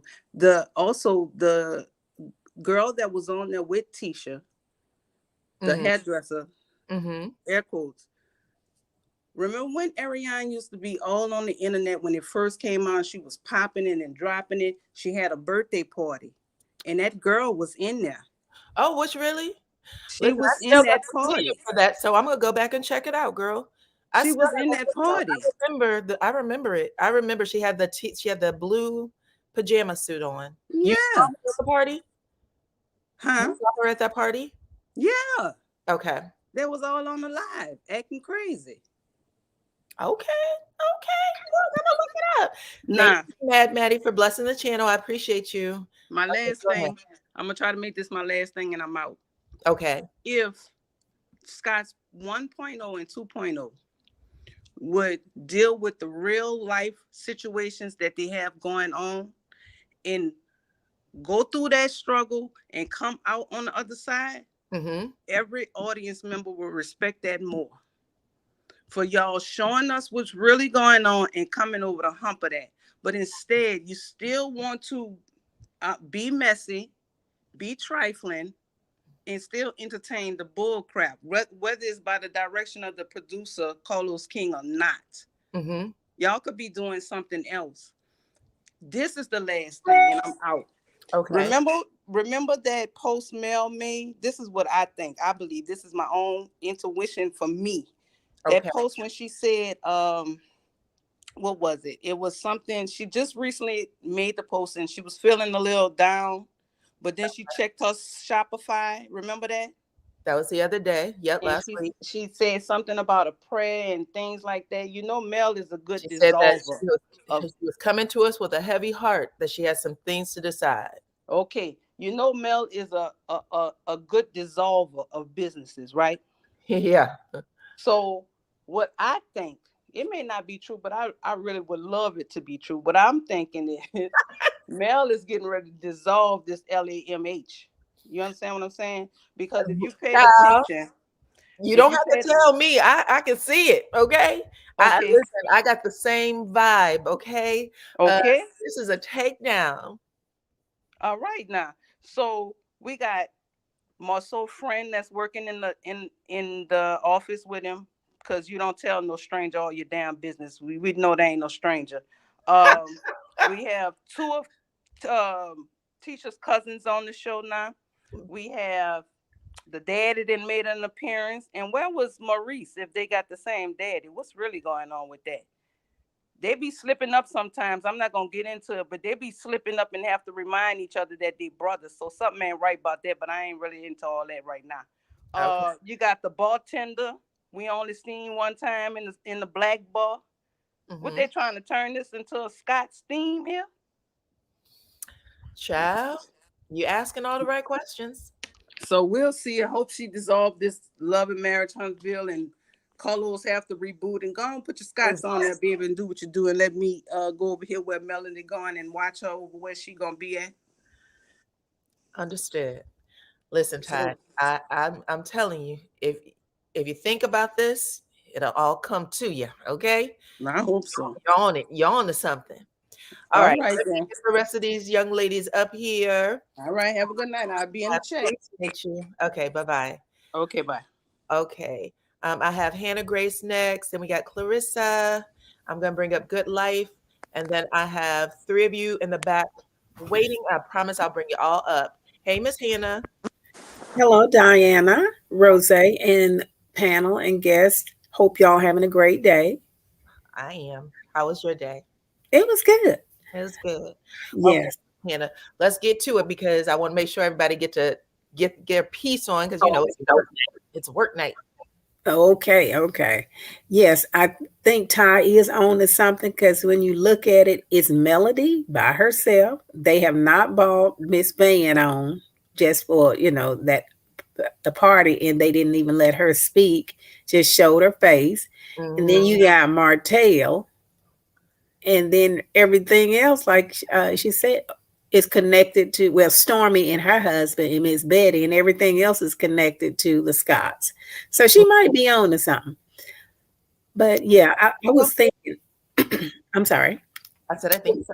Yeah. And then with the interview with Carlos and Martell is up to something, because it seemed like a couple of weeks ago, a week ago, when he was going around Atlanta on those press tours, he was talking about him and Sheree was just friends. They didn't have, he basically played down the relationship. Now, all of a sudden, she's marital material.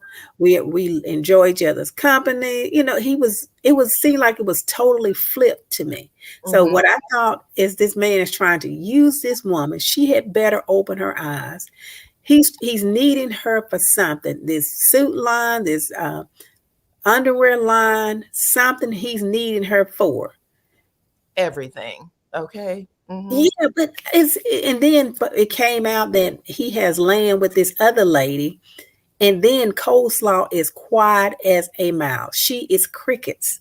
So something is going on with that too. We ain't never lied about that. That's true. I said the same thing. I was like, ooh, she's super quiet. And the way things have been unfolding over the last couple of weeks, you would expect her to be out there kind of gloating a little bit or trying to do something, but she's quiet. Well, if I was her, I would be embarrassed. That Peggy post, she hasn't done anything. Right. I would be totally embarrassed. She's sitting up there on that couch with her son, all going live. The same couch Sheree sitting on. The same couch that him and Melody bought when they were married. He has made no progress. I think Melody, I ain't gonna even go there. But and then a couple of weeks ago, she came out with a picture of herself sitting on the same bed that was in the house that Melody purchased.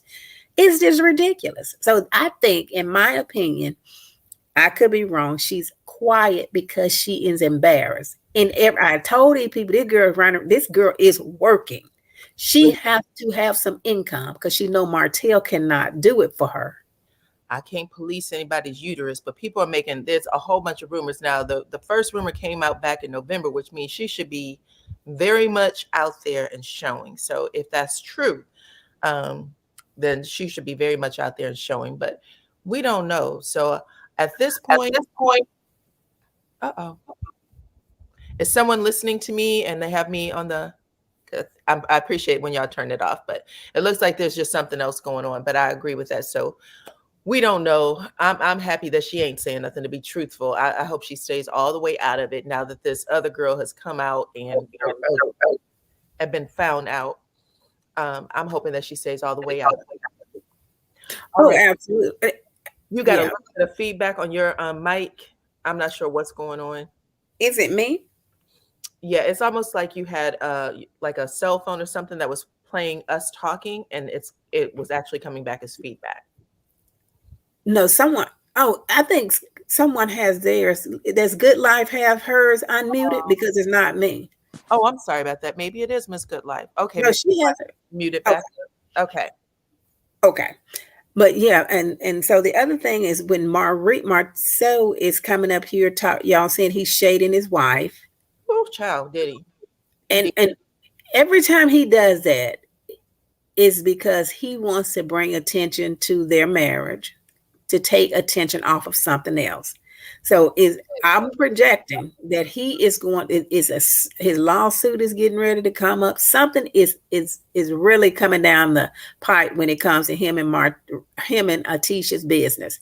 Because Tisha were in the best place of their marriage ever, that the show brought them closer together. That's what he said. Yeah, but anybody that look at what happened to what Martell did to his family, if they don't learn from that, he literally said that was the reason. He said after watching that shit, he said I will not put myself through that. And yeah, see, Martell, he was just, we all saw it play out, but Martell did not care. But see, they all were doing, in my opinion, the same thing. But Martell just didn't have, he hooked up with the wrong person. But his behavior he is who he is. Let me say it like this. The only reason he's trying to play down his behaviors now with all of the aggression and the arrogancy and all of that is because he is broke and he needs somebody to help him out of this ditch. He called on Carlos and Carlos came to his rescue. Carlos is going to pay for that because because of who he's connected to and who he's trying to help. And then when you help him, then you're trying to make his ex-wife look bad. On this interview, Carlos called her your ex-wife. I think he may have said her name one time. So he got some beef with her. He got a problem with Melanie, and I have a problem with Carlos because of that, because she was the one that put all the blood, sweat, and tears into bringing this show to you, for you to run around here talking about you have the #1 show on and all, and just taking so much credit for all of this stuff. I'm the king of reality TV show. And what happened to your? I wonder what happened to his nightcap. All of this stuff. So I'm hoping that he realized that he needs to give. I believe you need to give honor where honor is due. Not saying you need to kiss up to nobody or bow down to anybody or anything like that, but just be appreciative, thankful, and grateful for people that have made changes in your life and give them the credit, which I don't think Carlos has done yet. And then the other thing I wanted to say is about Miss Betty and the tea party. I did like the tea party. I like that concept. And in fact, I think that event is the event of the whole, not the episode, but the series. I mean, season. Oh, the season. Okay. And I think that Melody's idea, I don't know where she got it, but it was a brilliant idea for her to bring these people together. Even though they came together for the spa day, that was really dry, and they didn't get anything accomplished.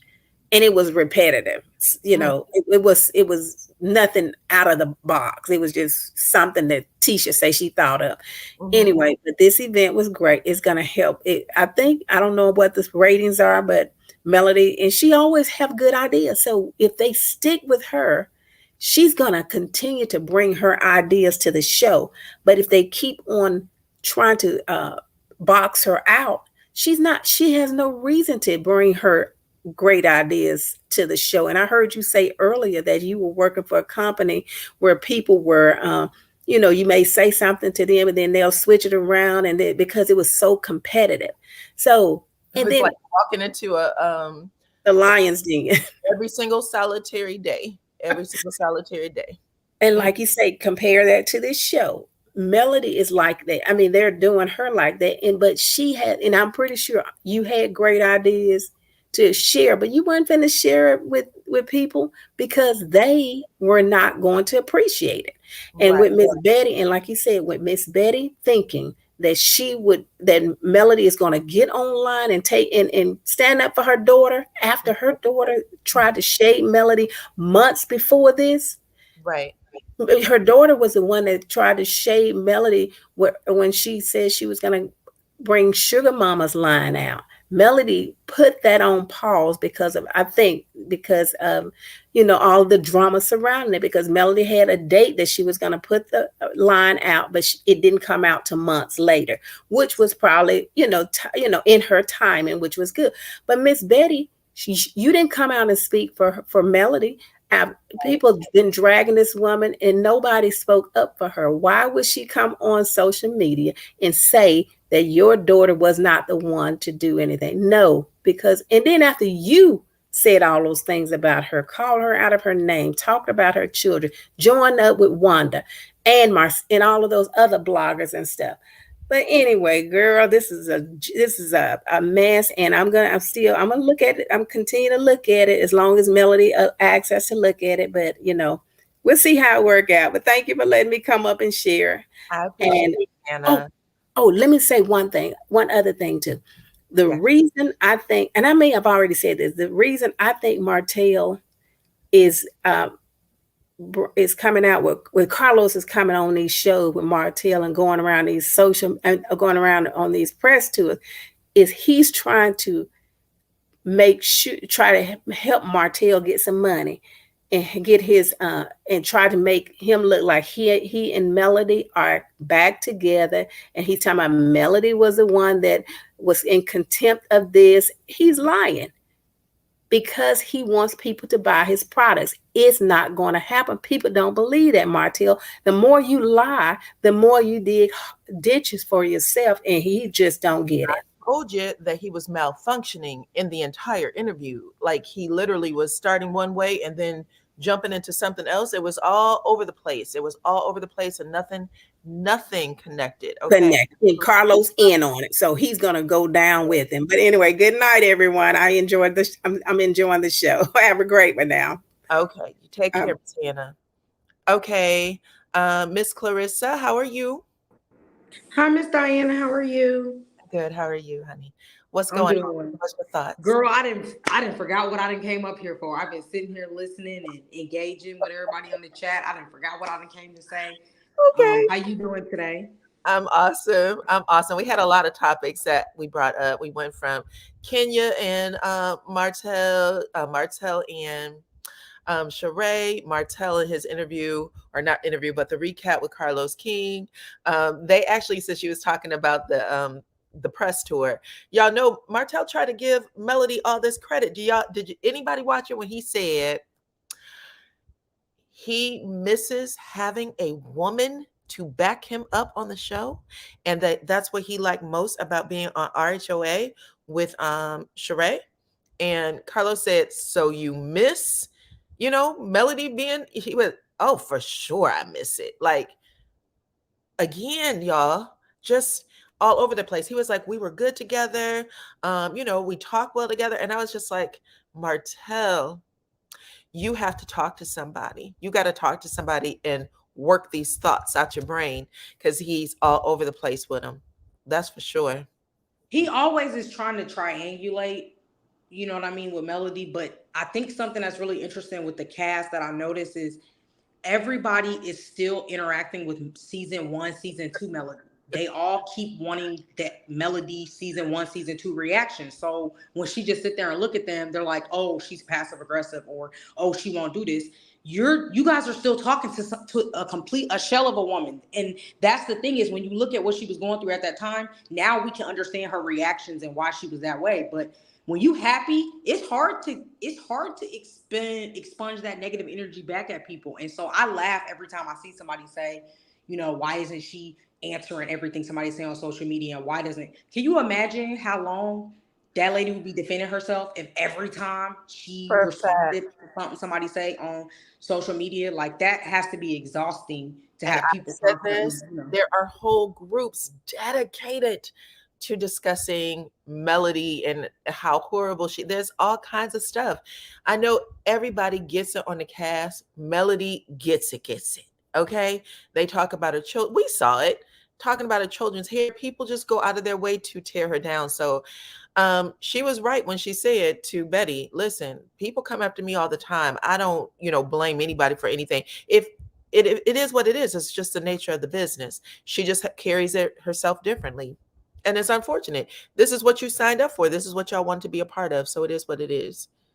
Well, I find it very odd, though, that, I mean, obviously I'm not up there in age as much as Stormi's mother, but you don't find it a little, I mean, I'm sure you do, because you have common sense, and most of the people on the panel and the people, you know, in the comments, but there's some kind of breakdown where people genuinely want this woman, Melody, to start arguing or interacting or giving this woman the, you know what I mean? Like, it's like, why would I feed somebody that's such a negative ball of energy my good, happy energy? Like, transfer energy is real. And I feel like so many people go around her and try to suck out her good energy. And when she tell people she's exhausted when she done filming, that's because they sucked all her good energy out. So I think that Marissa, at one point, and I'll tell you this too, because, and I've said this before, this isn't new, but at the beginning of the show, season 1, maybe season 2 even, Melody did go back and forth with some people. And then she made it a point of not doing that, and not giving them the energy makes them look stupid. And so that's exactly what happened in the scene. And I was like, that is why they attempted to steal the scene, but they didn't get it, because it ended up being between Tiffany and Kiki. And it just is what it is. This is where she is now. And the fact that she even said we need to learn how to talk to each other better, and brought in a moderator to do that. Like, I'm going to host this tea party, and I'm going to bring somebody in who specializes in this, because this I can't do with y'all anymore. I just don't have, I'm not in that space with you anymore. I loved it.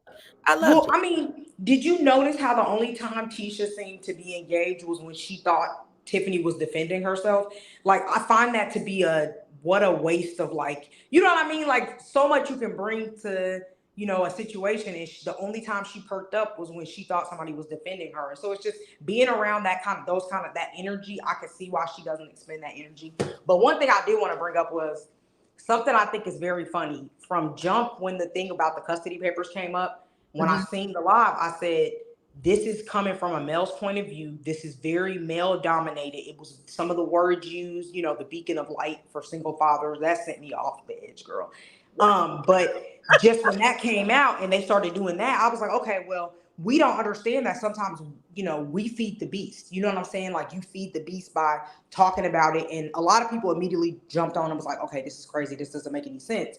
But a lot of people started feeding the beast. So one of the beasts that everybody is feeding right now is the girl who sat at the table and didn't say nothing, made 2 facial expressions, and now everybody is feeding the beast. And they're like, oh, well, this person. Well, of course she's gonna go live and defend herself, of course, because that's what everybody does, right? When they first get on, they want you to believe them, they want you to understand. My issue with this triangulation that I'm seeing is, it's not 6 degrees of separation anymore. You know what I'm saying? You got one lady who's essentially literally shopping at this boutique at this point. The girl is shopping there. I mean, I don't know why, but she's shopping there. The lady doing hair, just different things. That's kind of, it's like you're trying to triangulate. And so it would be hard for me as a very intelligent person to not see that they're trying to bring or somehow incorporate this person back into the show after, I think there was a reunion, I want to say, where Melody made it very clear, like, y'all just keep bringing up this person. And I feel like this person being brought on and then people kind of feed into that, you know what I'm saying, is you know, essentially we start making the person a topic again. I'm not trying to be funny, but some demons, when they quiet, it sometimes is good, Dyana. You know what I'm saying? Some demons need to lie. Some of them just gotta lie. I said, let her lie. It don't matter. Listen, we don't care. It's totally. When you lying in that bed you made, girl, it ain't as comfortable as they say it is. For sure, 100. I agree with you. So I'm gonna let you come down if you're okay with that. Because I have a few more people, and I appreciate you so much for coming up. Thank you so much. I just want to make sure I get everybody up. Okay, so we have Good Life, Pretty Brown Eyes, and then I'm going to bring up Fueled by Intentions. And I don't think I've talked to you before, but I'm glad you came up. So we're going to bring up, talk to Good Life next. Hey, how are you? Hi, Dyana. How are you? Hi, good. How are you? It's good to talk to you. I think this is my first time coming up. I'm always down in the chat. It is too. I think it is too. Yeah, I wanted to talk about Tisha. Okay. First. Okay. Her bringing that +1 was just such a dark soul thing to do, you know. Good point. You know, it's like, why did you do that? And the thing is, her making a move like that, I'm like, does she realize that Coleslaw has dirt on Marceau as well.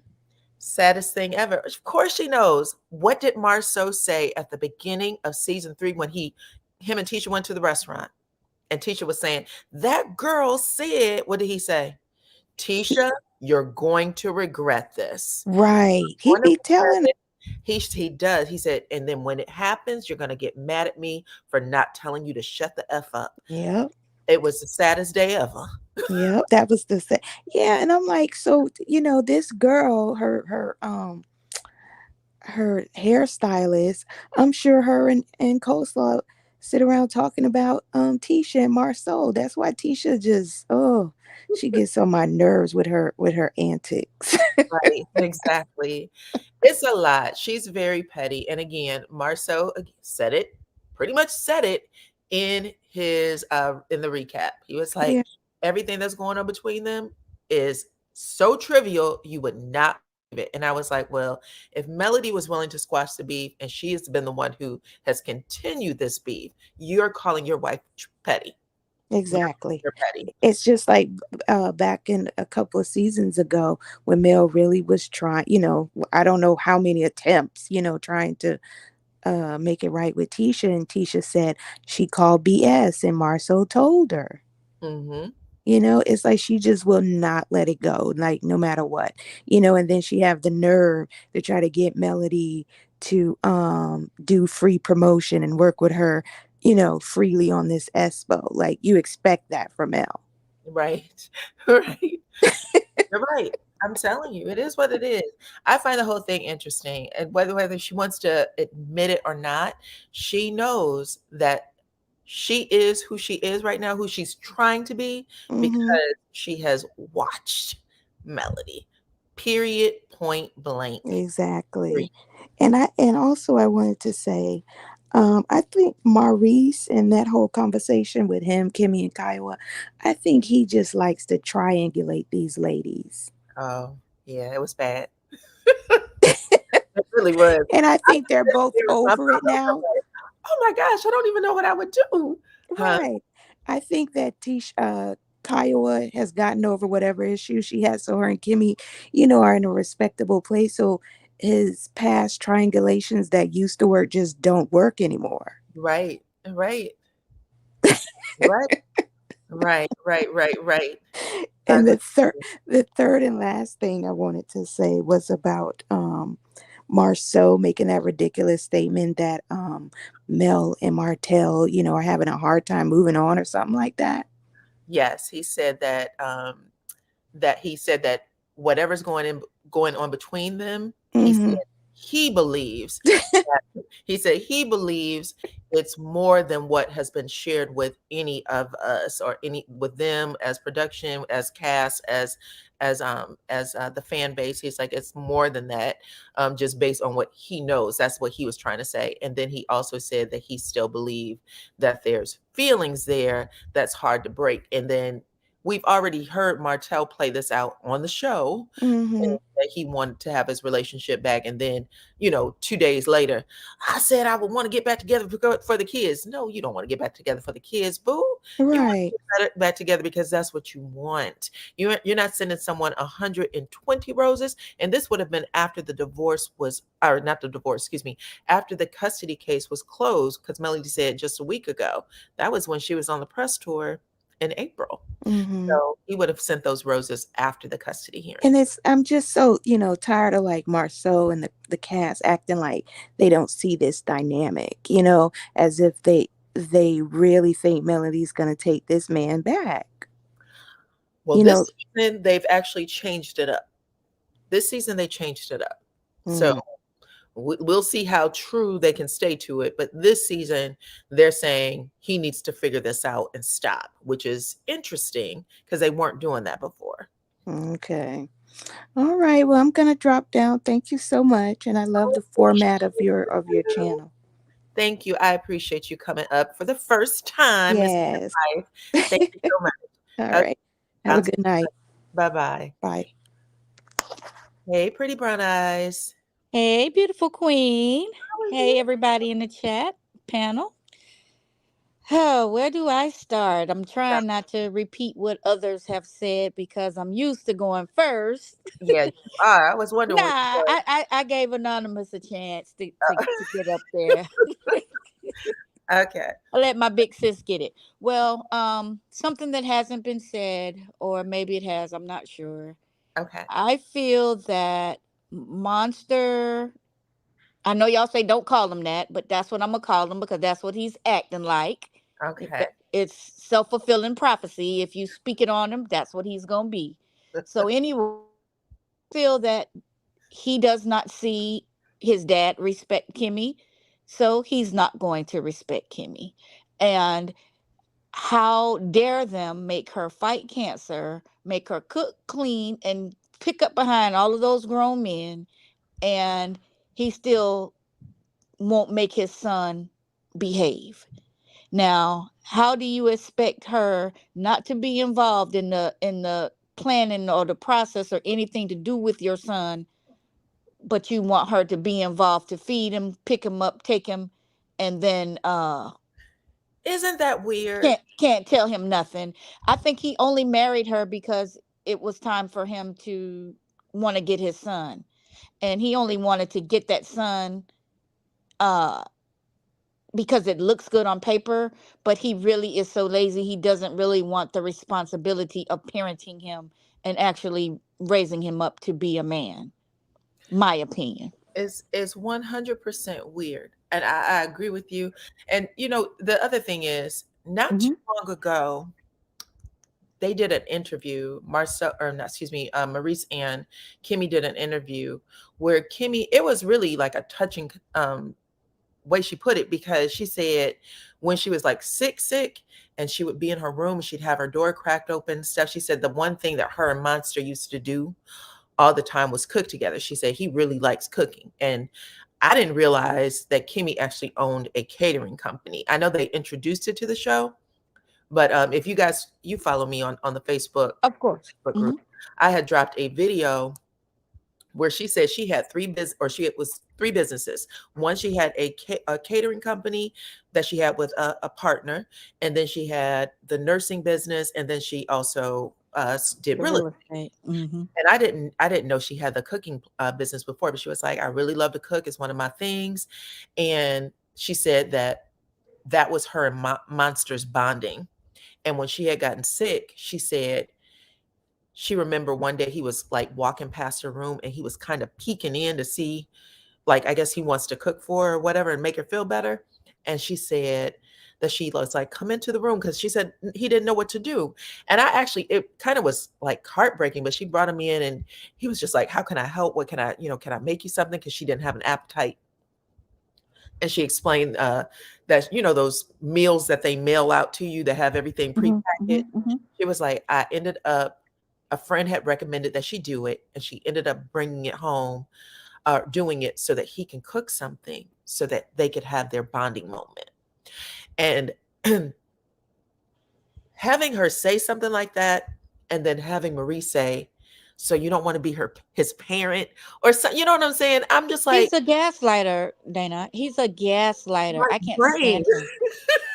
It's like I was like, all this stuff this lady has to go through, and that's and that's the least you can do. You can't stand there and talk to her as a man. You gotta get your ex-wife, the pit bull, to get on the phone on your behalf for you. You coward. I have no respect for him after that. Okay. I don't know. We should be hearing these extra stories, because Maurice, you could have been a supportive person in that moment and just been like, Kimmy, what do you need? I have your back. That's it. All I know is I have my two boys, and they would go crazy if some man was disrespecting me like that. For sure. Especially the son. My son would come over there, and little Monster would have a beat behind. But anyway, we'll leave that there. Okay. Now the next point I wanted to make was the fact that Stormi's mom put up all of that huffing and puffing about Mel. Stormi's mom has been throwing little tiny rocks at Mel's window to get her look down like Rapunzel for years. Melody pays her dust and she can't stand it. She's been trying to pick a fight with Melody forever. Right. And now the hit dog hollered. Nobody thought that was no dang on Stormi. Nobody. Right. If I didn't. anybody, I I thought never it thought would have been. Stormi. I would have I thought don't it know was why. Destiny, not Stormi. Destiny or Martell. When the tweet came out, it played with Destiny. However,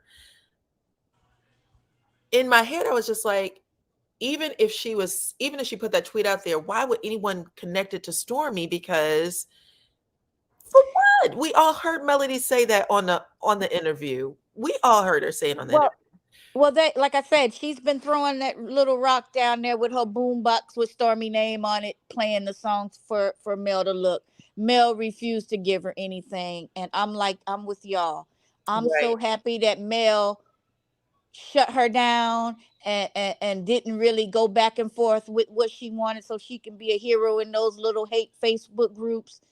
Now, Miss Stormi mama, go back away in your dark corner and leave everybody alone.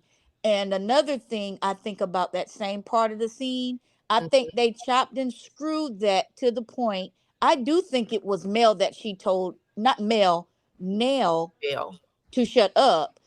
But people already don't like Stormi. Right. And if they had her mama telling Miss Nell, who everybody loved, to shut up, they would have got way more backlash than against Mel, who they are trying to spin it like Melody is getting into it with everybody.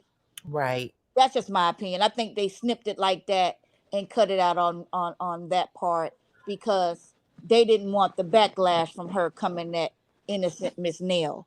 And Miss Nell, I love her too. And that's one of the reasons why I said in my review that Nell earlier this season, I've heard her say this previously too. I'm a straight shooter. I tell it like it is. Like I say what I need to say. And I like that. So if we have more scenes with Nell, I think that she ain't gonna have a problem with saying, listen, you better get in my face. Well, I think she got with her then, but you know, they're gonna chop it. They're gonna chop it and screw it to make it look a certain way. Like Stormi Mama got some straightening, but she really didn't. She really looked stupid. Why are you 79 years old sitting up here beefing with people that's younger than your dang on daughter? You look like a fool. I agree. Mel sat up there sitting pretty, looked at her with her $2,000 dainty cocktail tea dress and just looked down her nose at her and like, well, if I said anything, I apologize. Sometimes all you can do is take it and drink your tea and shut up. You and your little crazy daughter. It was very nice. Yeah, go ahead. The last point, or a point that I wanted to say was the Tisha thing. And the Tisha, Kiki, Tiffany thing. Okay.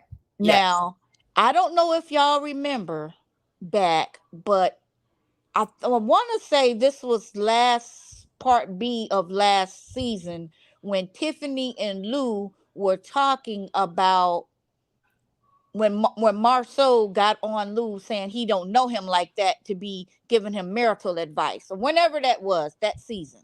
And him and if you remember, Tiffany said, I don't know why he's acting like he don't know me because we used to work together at the Monaco. Facts. Those two know each other. Yep. Tiffany knows Kiki, but see, somebody done got in her ear and she wants to be. See, I think what Tiffany's problem is that she's she has that little unique position where she's kind of like a chocolate Karen. Yes. And she don't really fit in all the way on the black side, and she don't really fit in all the way on the other side.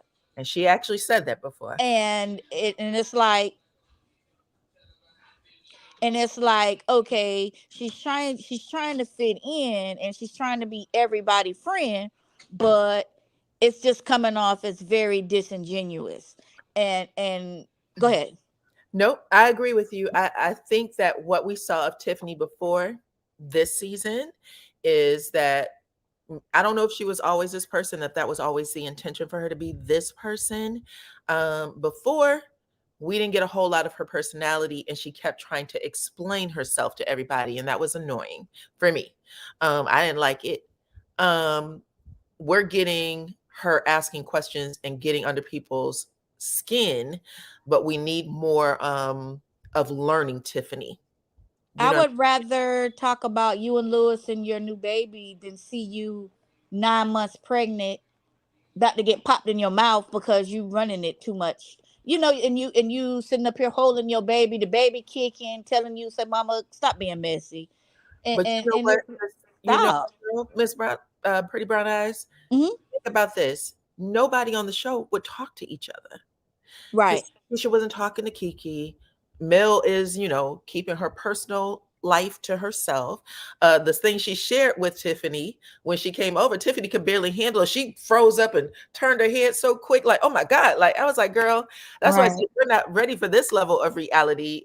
Tiffany, you got to be cool. Like, you got to know how to handle it. She barely could take it. So I thought it was just. Yeah, she's funny. I mean, I like her on there. Yeah. But Mel is notorious for leaving them all hanging on the Madani door, leaving them hanging on that Madani door, because she's not gonna give it to y'all. If y'all looking for a moment, the only way y'all gonna get a moment or make it look like a moment is if, like what's happening, is production chops and screws a scene and manipulates it away from what actually happened. And as far as Tisha bringing the hairdresser, Tisha has been, in her defense, and I never thought that you might record this because you'll never hear me defend Tisha again. You're being recorded. I know, right? The only thing that I could say about that is this is the best Tisha has looked ever. As far as her hair, that girl is slaying some hair. I'm sorry. Tisha is she is giving us a different, she's presenting differently this time around, and we're gonna see. I'm still interested in seeing how this plays out. I guess the expo is going to be the season finale, it sounds like. Right. But the thing that she's giving us is Mel's old hair. So I get that's the best you can look, but that's Mel's old hair. You look best wearing, I guess, decent clothes. She don't know how to wear nothing that ain't super tight fitting. I guess because her body type with her body shape with that BBL. That's all you really can wear, so you don't really look like a linebacker or a pigeon-toed, pink-nosed pit bull. I don't know. Her shape. She can only wear tight clothes to look right. But she's wearing all of Melody's old hairstyles, just a different color or sometimes the same color. But she's sitting there looking like the cat that ate the canary, and she just thought she just had the biggest secret. Like, ooh, we might not get slaw on here, but guess what we got? We got her somewhat Irish twin on here because the girl somewhat looks like her. And you know that girl was at the expo because that was the girl that everybody was like, is Martell take a picture with Coleslaw? That's the girl he took the picture with. Oh, really? I got to go back and look at the pictures. And the picture. But I was going to show y'all what Marceau had posted today. I don't know if you can see it. It says apologies expire within 14 days. When all of this started running rampant on the internet, I was like, I wonder if this is something that has to do with this, like him basically saying, looks like we've killed this moment. We'll see. I'm going to see how this is going to play out. Melody was like, make sure this gets spreaded all over social media that this is who this girl was. Well, I know one thing. They really think that they're getting over, but if my girl is planning her exit, just like she said, I read in between the lines in her, how they say, air quote, cryptic message.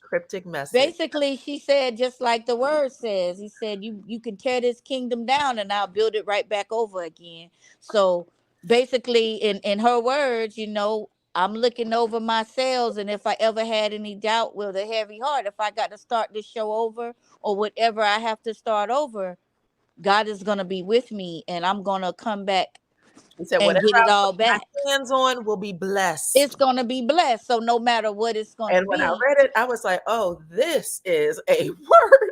And then we're gonna see how yes, this plays out. But it was hilarious to me. it was good. But it's all. I'm just waiting to see how it all folds out. And another thing, and I'll let the next person up. Okay. Stormi's mom is mad that, and Stormi is mad that Mel did not co-sign her. And the reason why she thought that Melody was taking shots at her is because since about July or August, or whenever Melody started really, really selling her stuff, Stormi has been throwing subliminal shots. They all project. So everything that they say that Mel do or does, how Mel said does, they do it to her. You know, Stormi had no reason to come out saying that Mel copied her baby line. Stormi, you're doing hair. Since when have you had body care? Now you've neglected, you don't even advertise your Canvas Beauty hair care because you're so far in the red in that you're coming out with a body butter that you conveniently copied from somebody else and just slapped your Canvas Beauty on it. So it's like, and then if you would have got a cosign from Mel, yeah, your stuff would have sold, because really everything that she has sold thus far was from the millimeters purchasing because we thought that she was an ally to Mel. Right. When she switched, her luck switched. And now it's like, okay, the only people that are really fighting for her are her mom and all of the bloggers and people who hate Mel for whatever reason. I don't know. But it's just all funny. And y'all already beat the horse to death. Martell talked about Melody from start to finish. And Carlos sat there and let that man talk. He had to remind the fool, sir, don't you got a suit line? Don't you got something else coming out? Yeah, he said, Do you remember the girl literally you're said, going with, "Is there Sheree? anything else you'd like to share?" He went, I think that's it. He went, don't you have a suit? I was like, oh my God. I'm telling But you know what he told that he missed? Recap was gold. I'm sorry, it was gold. I'm still not finished talking about it. I still may do a video. I don't think I got all my thoughts out. But do you remember this part when he said Carlos asked him about filming with Sheree? Yeah. And he turned that into all roads lead back to Mel. I like filming with her. I miss filming with her. The only good thing that he did say was that Sheree had his back, but that reminded him of when Mel had his back. So, but barely. And even he wasn't paying attention. And if you go back and look at it, because I had to watch it twice, Carlos at one moment he like does this with his eyes and he zones out because he is seeing, like he's just like rocking, like, whoa, you are truly not. He crazy. Yeah, you're not. Allegedly. He needs some help. He needs some milk. I was like, I'm telling you, if y'all did not hear it, I know sometimes you listen to stuff and you listen to it in an angry place. Because my sister was here. We were listening to it. She literally was like, I can't listen to this shit. Like she got. No, I can't stand him. I don't really. She put a pillow over her head and laid down and went to sleep. I was like, this is gold. You're not even watching. That man malfunctioned in that. He did. You can literally see him switching and he needed to be like hit side to head so he can reset back. So you're supposed to be talking about Sheree. You're talking about you started out talking about Sheree, but it ended up how you were filming with your wife and how you miss everything about your wife. That's the only thing he knows. He's stuck on Mel. I'm sorry. And the fact that he even said, she had my back. She had my back. This is all stuff we've been saying. All this stuff is all the things we've been saying. He's going to get out there in the world and recognize he had somebody who had his back the entire time. Even his friends, the rest of the cast said, Melody has always been Martell's protector. Yeah. Martell's protector. When we saw him flip roles, when he had to address the Scott brothers about them, letting wanted to do whatever with it, say anything about his daughter.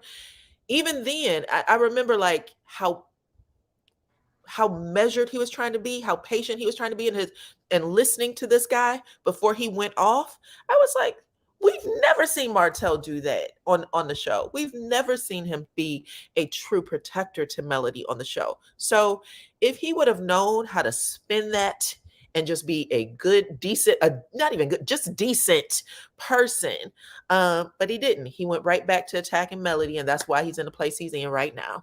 Well, he's only doing anything that he does that is halfway decent and in order in hopes of getting her back. Yep. He's not doing it because that's the right thing to do. He's doing it for in hopes that she will take him back. And that's why he doesn't claim Sheree. That's why he won't get married. But if he does get married, you heard it here first, allegedly, in my opinion, he's gonna marry that Belinda lady. Oh, so that's who I think he'll marry. She did tell him when she first saw him, they had a cooking thing together. Y'all remember on the same day, he was like, if anybody wants to cook with me, you guys, I'm going to Atlanta. He had this whole video up, and I forgot whose channel it's on. I want to say it's What's Happening. Well, it's been exposed with receipts that there's a parcel of land that was purchased in Huntsville. I exposed it. Yes, ma'am. Oh, so somebody did. I know you don't be wanting to say the names and stuff. So it was me. Okay. Well, it's been exposed. Someone else has done it. It's possible. We all get the same stuff at one point or another. But yeah, it was. It's been out there that somebody that he had purchased land with her. It's supposed to be in his name, his mama's name, and her name. And I was kind of curious when I saw her if they were, in it anyway. Well, she's been on the show. She's been on the show twice.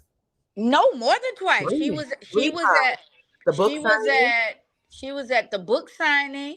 She was at the wine launch. In Atlanta. Both wine launches, Atlanta and in Huntsville. She wasn't on the camera though for the Atlanta right. Or she was at Madani. She was at Madani. So those 4 times. She said she didn't get camera time for the Huntsville wine launch, but she's been on 4 times.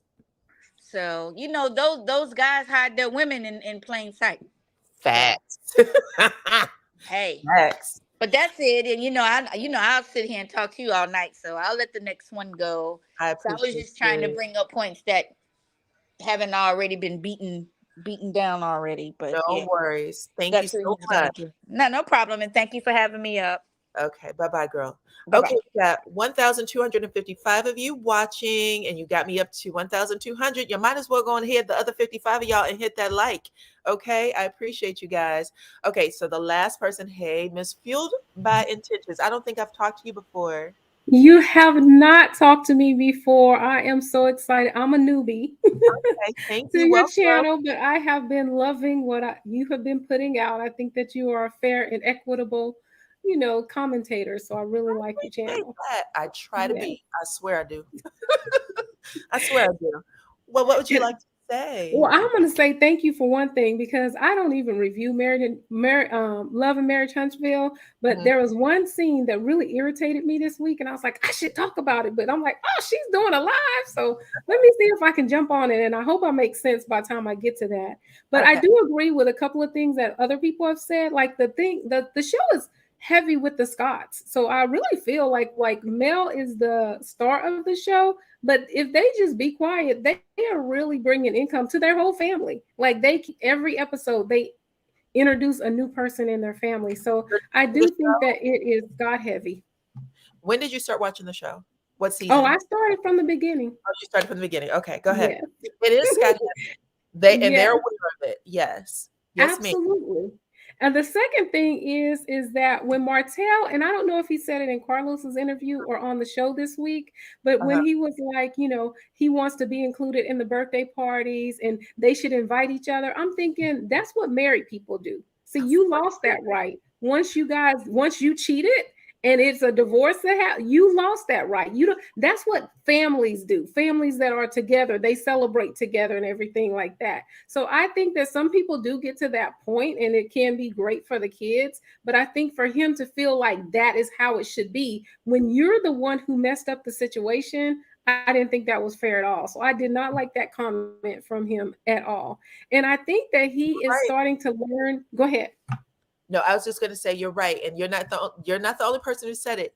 I believe Lewis told him that in fourth season. He kept saying the same thing. I want to be at this and I want to do that. He was like, "That's what divorce is," and it's like you're literally asking for what you actually had. Yes. Admit that you have lost it because you were wrong. That's it. Yes.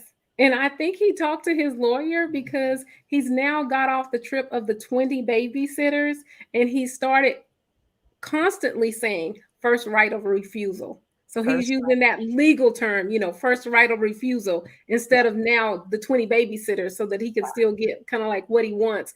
And so I think that he talked to an attorney or a legal person who said, look, this is how you need to kind of put this in so that you will still be getting your point, but it will sound better than you don't want her brother or her family to keep the kids, that you just want first right of, because he throws it out too many times. So I feel like it is a new word, new part, like language that he's learned in order to talk about that particular issue.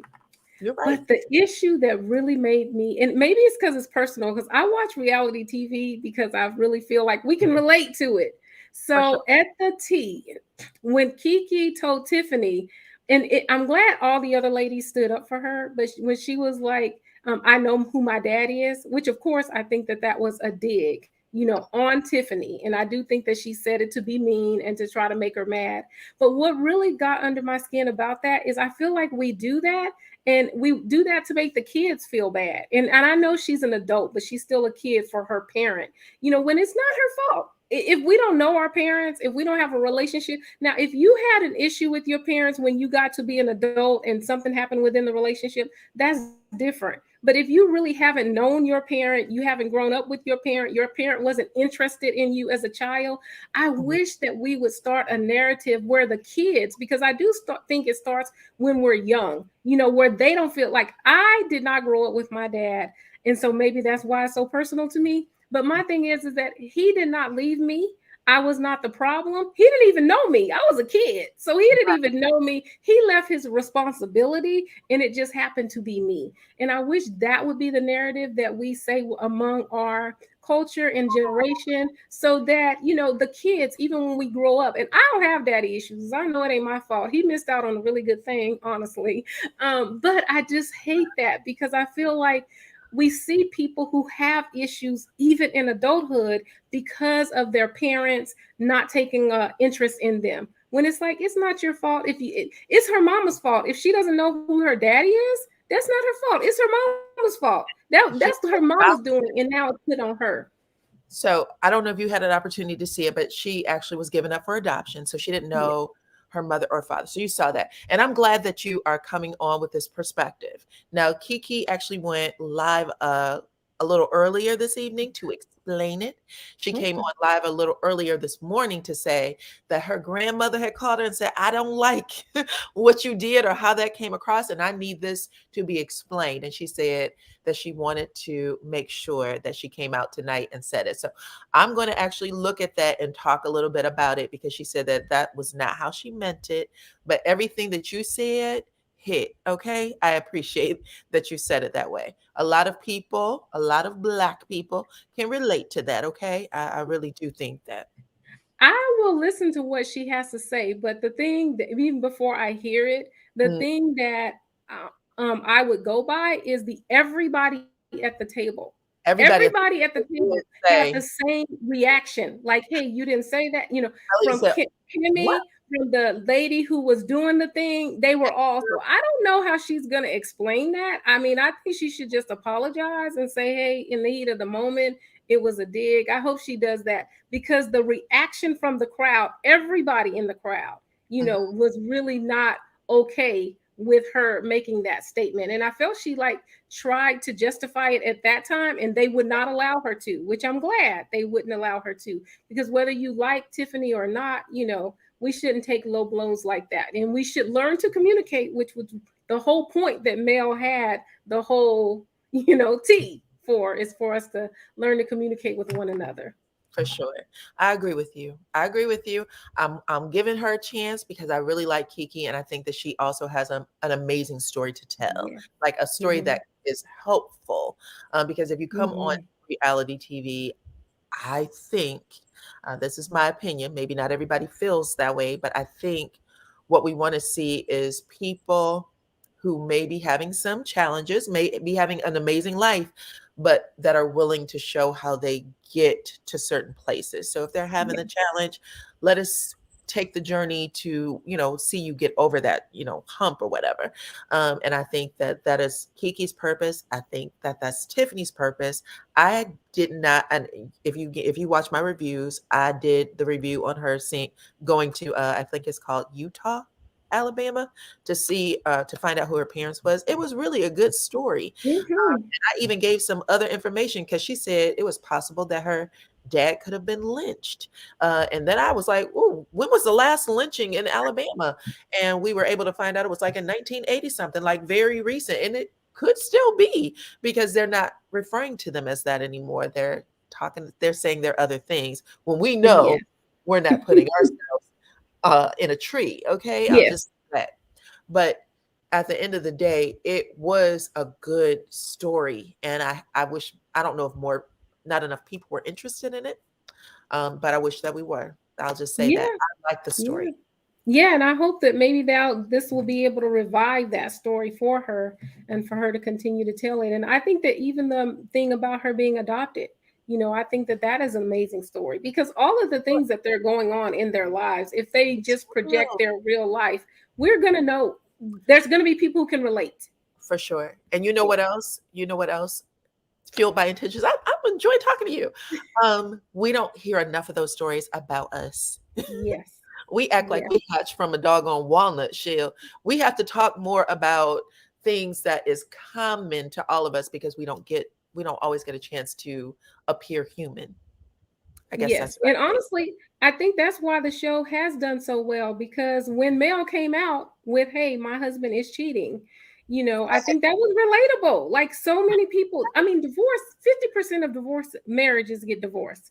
Now, I feel like I'm lucky. I've been married 25 years, knock on wood, but most of them end in divorce, you know? So for her to really be true and transparent, and I just hope they continue to live out the true story of what's going on, because it does end up being the custody of the kids, and, you know, even inviting one person to the thing and the other person doesn't get to go, and you only get to see them on holidays. And I love when Mel said, like, "I never thought that I would not see my kids every day," because we always think it's Martell, but she is sacrificing too, that she's not being able to see her kids every day. So I think that is why the show was so popular and made it so, because it was real. Like, this is in a real that people don't want to share, because that's not something you want to share, but that's something that she chose to share in order to really live out her true life, you know. I agree with you. And we don't know how healing this part of her journey has been, how quickly she's been able to get over some of these humps, because she has done it so openly, and people have come to her and said, even though I understand that this is your story, you're loved, and this is some things that we've gone through. I agree with you 100%. I just wanted to read this comment. Thank you for blessing the channel, Lisa Hayes. She said that the thing is, Tiffany always hits below the belt and deals low blows, so she should be able to take it. And that is something that, you know, Tiffany came on the show doing. So, but I still like the story. I do believe that Kiki will apologize, just because of the nature of Kiki. But I liked it. But I'm actually happy that you were able to come up and give us a different opinion about it. I like both. I like to hear everybody's opinions on it. Thank you. Thank you so much. And I will keep watching your channel, because I do think that I can just listen. You know, some people, you can just listen to them no matter what they're talking about. That's you. I can just listen to you. Girl. Thank you so much. I appreciate all of you for coming on, but thank you for coming up for the first time. I hope that I see you again. Thank you. Have a great night. You too. Bye. All right. Bye-bye. Okay, you guys. Let's see. I think that wraps everything up. We had a really good discussion tonight. I want to thank every single one of you for blessing the channel. My new channel members, PN2 Ross, Valerie Owens, Bobby Lee, Mad Maddie, and then we also had, Mad Maddie did a donation, and so did Lisa Haynes. And then I had some people on Cash App that also bless the channel. I think it's Renee, Beverly, and Tawana. So thank you guys for all of your support for this channel. It has been amazing. I love talking to y'all. I can't wait to do the next one. And yeah, I will catch you all on the next one. Okay, bye-bye.